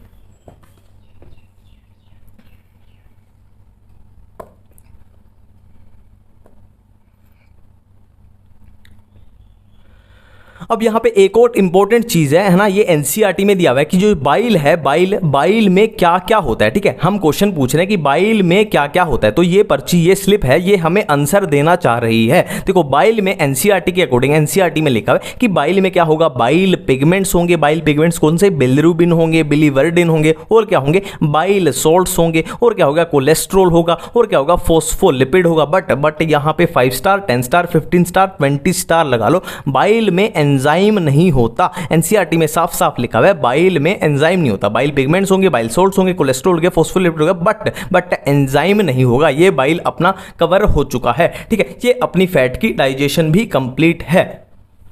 अब देखो, अब हम करने वाले हैं अपना अब्जॉर्प्शन, ठीक है। देखो अब्जॉर्प्शन जो अपना है वो 3 तरीके से हो सकता है, या तो सिंपल डिफ्यूजन, या फैसिलिटेटेड ट्रांसपोर्ट, या एक्टिव ट्रांसपोर्ट। अब नाम से ही पता लग रहा है, सिंपल डिफ्यूजन मतलब चीजें फ्री में हो रही हैं, चीजें फ्री में हो रही हैं, मतलब यहां पे एनर्जी का खर्च बिल्कुल भी नहीं होगा, ठीक है। और फैसिलिटेटेड ट्रांसपोर्ट में क्या होता है, कैरियर प्रोटीन्स होते हैं, कैरियर प्रोटीन्स, ठीक है। पर यहां पे मैंने रेड बॉक्स जानबूझ के बनाया क्योंकि आप यहां पे गलती करोगे। फैसिलिटेटेड ट्रांसपोर्ट में एनर्जी का खर्च बिल्कुल भी नहीं होता, है ना, एनर्जी का खर्च बिल्कुल भी नहीं होता, बट कैरियर प्रोटीन्स इसमें चाहिए, ये बात याद रखनी है। सिंपल डिफ्यूजन में एनर्जी का खर्च नहीं हुआ, फैसिलिटेटेड में भी एनर्जी का खर्च नहीं हुआ, बट कैरियर प्रोटीन्स का यूज हुआ।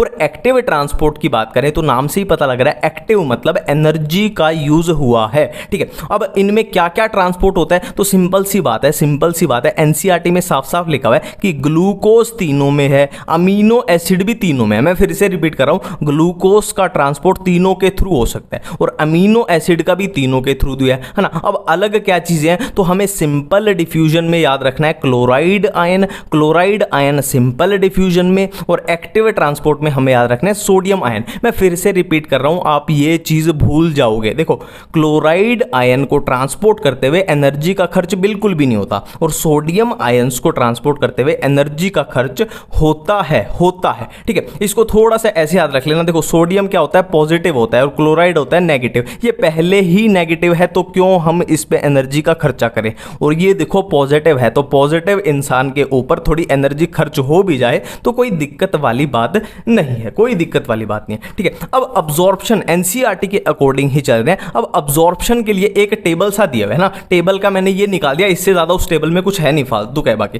है ना। इस यही है अपना जो याद करने लायक है। देखो माउथ में क्या क्या अब्जॉर्प्शन होती है, सर्टेन ड्रग्स, है ना, कुछ ड्रग्स की अब्जॉर्प्शन होती है। और स्टमक में क्या, मैंने बोला था ना कि मेन अब्जॉर्प्शन अपनी कहां होती है, स्मॉल इंटेस्टाइन में होती है मेन अब्जॉर्प्शन, ठीक है। बाकी तो फालतू का है ना, माउथ में जैसे कुछ ड्रग्स की होगी, स्टमक में पानी की होगी, सिंपल शुगर होगी, थोड़ी अल्कोहल होगी, लार्ज इंटेस्टाइन में अपना थोड़ा बहुत पानी हो गया, मिनरल्स हो गया, ड्रग्स होगा, और स्मॉल इंटेस्टाइन में अपनी मैक्सिमम होती है। मैक्सिमम भी कहां पे, जुजिनम और इलियम में हम ये बात कर चुके हैं, ठीक है। और किस चीज़ की होती है तो हम ऑलरेडी कर चुके हैं। हमने किस किस की थी, कार्बोहाइड्रेट्स की थी। कार्बोहाइड्रेट्स को कहाँ तोड़ा था हमने, ग्लूकोज तक तोड़ा था, ठीक है। और प्रोटीन्स को हमने अमीनो एसिड तक तोड़ा था, है ना। और न्यूक्लिक एसिड को हमने शुगर बेस की तरफ तोड़ा था, ठीक है। और फैट्स को हमने कहाँ तक तोड़ा था, फैटी एसिड ग्लिसरॉल तक तोड़ा था और उनको अब्जॉर्ब कराया था। तो वो सारी जो हमने वो पूरी टेबल की थी वो कहाँ पे अब्जॉर्ब हो रहे हैं, इसमें अब्जॉर्ब हो रहे हैं स्मॉल इंटेस्टाइन में। तो अपना हम बोल सकते हैं कि जो अपना मेन मुख्य जो अपना खाना है, फूड है, वो कहाँ अब्जॉर्ब होता है,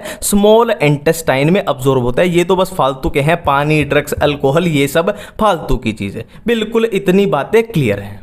अब देखो हम फूड को क्या अब्जॉर्ब कर चुके हैं। अब हम फूड को अब्जॉर्ब कर चुके हैं और फूड को अब्जॉर्ब करने के बाद हमें कहाँ पहुँचाना था, कहाँ पहुँचाना था, टिश्यू के पास पहुँचाना था, टिश्यू के पास। और टिश्यू के पास अब्जॉर्ब हुए फूड को टिश्यू के पास पहुँचाने की प्रोसेस को क्या बोलते हैं, एसिमिलेशन बोलते हैं। सिंपल सी बात है, हमने 1 किलो खाना खाया, 1 किलो खाना खाया। अब 1 किलो में से हमने 100 ग्राम क्या किया, अपना फूड अब्जॉर्ब के लायक निकाल दिया, जो अपना काम का फूड है 100 ग्राम, ठीक है। और बाकी का जो फालतू का बचा, जो वेस्ट बचा, उसको हम बाहर निकाल देंगे, बाहर निकाल देंगे। उसको क्या बोलेंगे, डीफिकेशन बोलेंगे। डीफिकेशन से उसको बाहर निकाल देंगे, ठीक है। जो अपना काम का फूड अब्जॉर्ब हुआ उसकी हमने क्या कर ली, एसिमिलेशन कर ली, मतलब उसको हमने टिश्यू के पास पहुंचा दिया। और जो फालतू का बचा है ना, फालतू का जो अब्जॉर्ब करने लायक नहीं है, जो फालतू का है, उसको हमने बाहर निकाल दिया डीफिकेशन के थ्रू। नेक्स्ट हम करने वाले हैं डिसऑर्डर्स ऑफ डाइजेस्टिव सिस्टम, ठीक है। इसमें पहला डिसऑर्डर क्या है, जॉन्डिस। देखो इसमें वैसे पहले मैं बता दूं आपको, एक भी कुछ भी याद नहीं करना, आपको ऑलरेडी सारे आते हैं, ये मैं गारंटी दे रहा हूं, ठीक है। तो पहला है क्या है, जॉन्डिस है। पहला है जॉन्डिस। जॉन्डिस को हिंदी में क्या बोलते हैं, पीलिया बोलते हैं, पीलिया। अब पीलिया क्यों बोलते हैं, क्योंकि इसमें पीलापन हो जाता है, पीलापन हो जाता है, इसलिए इसको पीलिया बोलते हैं, ठीक है। पीलापन कहाँ हो जाएगा, स्किन, पूरी स्किन अपनी येलो येलो हो जाएगी। हमारी आंखें हैं, आईज क्या हो जाएंगी, येलो येलो हो जाएंगी। क्यों हो जाएंगी, क्यों हो जाएंगी, क्योंकि बाइल पिगमेंट्स की डिपोजिशन हो जाती है। बाइल पिगमेंट्स की जब डिपोजिशन होने लग जाए तो क्या है, पूरा शरीर अपना येलो येलो होने लग जाएगा। अब बाइल, देखो बाइल कौन बनाता था, लीवर बनाता था। मतलब सीधी सीधी बात है, बाइल पिगमेंट में अगर गड़बड़ी आ रही है तो सिंपल सी बात है, अपने लीवर में भी कुछ गड़बड़ी आई है ना। अपने को याद हो गया कि जॉन्डिस में क्या था, येलो येलो हुआ था। येलो येलो क्यों हुआ था, बाइल पिगमेंट के डिपोजिशन से हुआ था। मतलब बाइल पिगमेंट के साथ कुछ गड़बड़ी आ रही। और बाइल कौन बनाता था, लीवर बनाता था। मतलब सीधा सीधा रिलेशन क्या है, लीवर में भी कुछ गड़बड़ी है, सिंपल सी बात है। वॉमिटिंग क्या होता है, वॉमिटिंग तो हमें पता ही है, ऑलरेडी पता है कि स्टमक का कंटेंट जब माउथ से बाहर आ जाए तो क्या है, वॉमिटिंग होता है। हम इसमें याद रखने लायक चीज क्या है कि वॉमिट सेंटर कहां पे प्रेजेंट होता है, मेड्यूला में, ठीक है। मैं फिर से रिपीट कर रहा हूं, 10 स्टार लगा लो कि वॉमिटिंग वैसे तो नॉर्मली सबको ही पता है, कॉमन सेंस की बात है, पर इसमें याद रखने लायक बात क्या है कि वॉमिट सेंटर कहां प्रेजेंट होता है, मेड्यूला में प्रेजेंट होता है, ठीक है। इसको ऐसे भी याद रख लेना, VOM है ना, VO एक स्पेस के बाद M आ रहा है, VM वॉमिटिंग मेड्यूला, बिल्कुल क्लियर। अब डायरिया क्या होता है, मेरे को नहीं लगता मेरे को बताने की जरूरत है डायरिया। और कॉन्स्टिपेशन भी मेरे को नहीं लगता। हाँ, डायरिया क्या होता है, बाढ़ आ गई, और कॉन्स्टिपेशन क्या होता है, सूखा पड़ गया, सिंपल सी बात है। और इनडाइजेशन क्या होता है, देखो आपने वो सुना है ना, वो टीवी में ऐड भी आती है, और वैसे नॉर्मली भी सुना होगा कि गैस बन गई है ना, किसी ने ज़्यादा स्पाइसी खा लिया, कि ज़्यादा जंक फूड खा लिया, या ज़्यादा बहुत ज़्यादा ओवर ईटिंग कर ली है ना, या एंजाइटी में चल रहा है कोई इंसान, तो बोलते हैं ना कि गैस बन गई। और उसको ऐसा लगेगा कि हमेशा ऐसा लगेगा उसको कि जैसे मेरा पेट भरा हुआ है ना, उसको क्या है, फीलिंग ऑफ फुलनेस आएगी, है ना, क्योंकि फूड जो ऑलरेडी खाया हुआ है उसने वो प्रॉपरली क्या है, डाइजेस्ट नहीं हो रहा। इनडाइजेशन नाम से ही पता लग रहा है, इनडाइजेशन मतलब डाइजेशन जो है वो गड़बड़ में है, अच्छे से डाइजेशन नहीं हो रही। अब एनसीईआरटी में लास्ट पेज पे एक टॉपिक दिया हुआ है, प्रोटीन एनर्जी माल न्यूट्रिशन। प्रोटीन एनर्जी माल न्यूट्रिशन, या इसको बोल सकते हो आप क्या, PEM, ठीक है। बिल्कुल सिंपल सी बात है। अब बिल्कुल नाम से ही पता चल रहा है, माल न्यूट्रिशन मतलब न्यूट्रिशन की कमी होगी, किसकी, प्रोटीन की। और एनर्जी, एनर्जी आप बोल सकते हो कैलोरी, है ना, एनर्जी, हाँ रिलेशन। अब एनसीईआरटी के लास्ट पेज पे एक टॉपिक दिया हुआ है प्रोटीन एनर्जी माल न्यूट्रिशन, ठीक है। इसका आप दूसरा नाम बोल सकते हो PEM, प्रोटीन एनर्जी माल न्यूट्रिशन, ठीक है। अब इसको सिंपल जो लिखा हुआ है उसको समझते हैं। देखो प्रोटीन का मतलब प्रोटीन, और एनर्जी यहाँ पे किससे रिलेटेड लिखा है, कैलोरी के रिलेटेड लिखा है, कैलोरी के रिलेटेड लिखा है एनर्जी, ठीक है। प्रोटीन मतलब प्रोटीन, एनर्जी का रिलेशन किससे के साथ है, कैलोरी के साथ है। तो प्रोटीन और कैलोरी की कमी हो जाए तो उसको बोलते हैं प्रोटीन एनर्जी माल न्यूट्रिशन। बिल्कुल इतनी बातें क्लियर है, ठीक है। अब एनसीईआरटी में इनका एग्जांपल एक दिया हुआ है कि जैसे होता है ना किसी कंट्री में मान लो वॉर, लड़ाई छिड़ गई तो वहां पे क्या हो जाती है, भूखमरी फैल जाती है। भूखमरी है एक तरीके से, भूखमरी, ठीक है। तो एग्जांपल क्या दिया हुआ है कि बांग्लादेश और इथियोपिया में क्या हुई थी, प्रोटीन एनर्जी माल न्यूट्रिशन यानी भूखमरी फैल गई थी, एनसीईआरटी में लिखा हुआ है, ठीक है। अब इसमें दो बीमारियां दी हुई हैं, एक है क्वाशियोरकर और एक है मुरेस्मस, एक क्वाशियोरकर एक मुरेस्मस इस टॉपिक में, ठीक है। अब जो भी आपके सामने ये लिखा हुआ है इससे अलग इसमें क्वेश्चन बनना पॉसिबल ही नहीं है, ठीक है। देखो क्वाशियोरकर में क्या होता है, सिर्फ प्रोटीन की कमी होती है, सिर्फ और सिर्फ प्रोटीन की कमी होती है, जो कैलोरी जो अपनी होती है वो बिल्कुल नॉर्मल होती है। और मुरेस्मस में क्या होता है, प्रोटीन की भी कमी हो जाती है और कैलोरी की भी कमी हो जाती है, ठीक है। अब आप पक्का इन दोनों में इंटरमिक्स कर दोगे, एक्सचेंज कर दोगे, कंफ्यूज हो जाओगे। तो मैं सिंपल सी एक ट्रिक बताता हूं। देखो मुरा मतलब बिल्कुल ही मरा पड़ा है ना, बिल्कुल ही ये तो मरा पड़ा है। देखो ये क्वाशियोरकर है फिर भी थोड़ा ठीक है, इसमें कैलोरी है, पर ये मुरा मतलब बिल्कुल ही मरा पड़ा है, इसमें प्रोटीन भी कम है, इसमें कैलोरी भी कम है, बिल्कुल सिंपल है, ठीक है। अब क्वाशियोरकर किसमें होती है, मोर देन 1 ईयर एज, है ना, जिन बच्चों की 1 साल से ज्यादा उम्र होती है उसमें होती है क्वाशियोरकर। और मुरेस्मस किसमें होगी, मुरेस्मस होगी लेस देन 1 ईयर, जिन बच्चों की उम्र 1 साल से कम होती है उसमें होगी मुरेस्मस, ठीक है। यहां भी इसी से रिलेट हो जाएगा, बिल्कुल ही मरा पड़ा है, बिल्कुल ही मरा मतलब बिल्कुल छोटा सा है, छोटा सा होगा तो 1 साल से कम होगा ना, बिल्कुल ही मरा पड़ा है मतलब बिल्कुल छोटा सा है, छोटा सा होगा तो 1 साल से कम होगा, और ये 1 साल से ज्यादा, ठीक है। अब सिंपल सी हमने इसमें बात की थी, इसमें कैलोरी नॉर्मल होती है ना, प्रोटीन की तो इसमें कमी हो गई है ना, बट कैलोरी इसमें नॉर्मल होती है। अब कैलोरी इसमें नॉर्मल है तो इसमें क्या होगा, थोड़ा बहुत फैट बच जाएगा बॉडी में, है ना, प्रोटीन तो कम हो गए बट फैट थोड़ा बहुत बच जाएगा, और वो फैट की वजह से ही हमें एडीमा, स्वेलिंग ये देखने को मिल सकती है, ठीक है। और इसमें एक चीज लिखी हुई है कि वेरी अर्ली सेकंड प्रेगनेंसी। देखो एक सिंपल सी बात समझो, देखो किसी माँ ने एक बच्चे को जन्म दिया, ठीक है। उस बच्चे के जन्म के तुरंत बाद क्या हुआ, सेकंड प्रेगनेंसी आ गई। अब माँ पहले ही उस पहले वाले बच्चे को दूध पिला रही थी, है ना, उसने जन्म भी दिया तो उसकी बहुत सारी प्रोटीन और वो लॉस हो चुके हैं, ठीक है। और तो प्रोटीन को रिकवर करने का, रीगेन करने का हमने टाइम नहीं दिया, उसके जस्ट बाद क्या है, सेकंड प्रेगनेंसी आ गई। तो माँ में क्या हो जाएगी, प्रोटीन की कमी होगी, सिंपल सी बात है। तो माँ के अंदर प्रोटीन की कमी होगी तो बच्चा उसी का तो दूध पिएगा, उसमें भी क्या होगी, प्रोटीन और कैलोरी ये सब कम हो जाएंगे, है ना। तो ये सिंपल सा इसका रीजन है, ठीक। अब देखो ये एनसीईआरटी में एक छोटा सा टॉपिक दिया हुआ है, वैसे टेक्निकली ये फिजिक्स केमिस्ट्री में थर्मोडायनेमिक्स का टॉपिक है, पर इन्होंने यहाँ बायोलॉजी में इसको घुसा दिया, पर अपना क्या जा रहा है, घुसा दिया तो हम भी कर लेते हैं, ठीक है। बिल्कुल सिंपल बातें हैं इसमें कि क्या है इसमें, देखो फूड में क्या होती है, एनर्जी होती है। अब वो एनर्जी किस फॉर्म में होती है, हीट एनर्जी की फॉर्म में होती है, हीट एनर्जी। और हीट एनर्जी को हम कैसे मेजर करते हैं, हमें पता है, हमने पढ़ा है ना थर्मोडायनेमिक्स में, कैसे मेजर करते हैं, कैलोरी में मेजर करते हैं या जूल में मेजर करते हैं, ठीक है। अब देखो कैलोरी या जूल जो है वो बहुत छोटी यूनिट है, मतलब हमें बहुत ज़्यादा कैलकुलेशन करनी पड़ेगी। तो कैलकुलेशन से बचने के लिए हमने इस छोटी यूनिट से बचने के लिए एक बड़ी यूनिट बना ली, और वो बड़ी यूनिट क्या होगी, किलो कैलोरी या किलो जूल, किलो कैलोरी या किलो जूल। बिल्कुल इतनी सी सिंपल सी बात है, ठीक है। अब देखो, अब वो हमसे डेफिनेशन पूछ रहा है कि 1 कैलोरी की डेफिनेशन बताओ, या हमसे वो पूछ ले 1 किलो कैलोरी की डेफिनेशन बताओ, ठीक है। अब मैं डेफिनेशन बोलने जा रहा हूँ।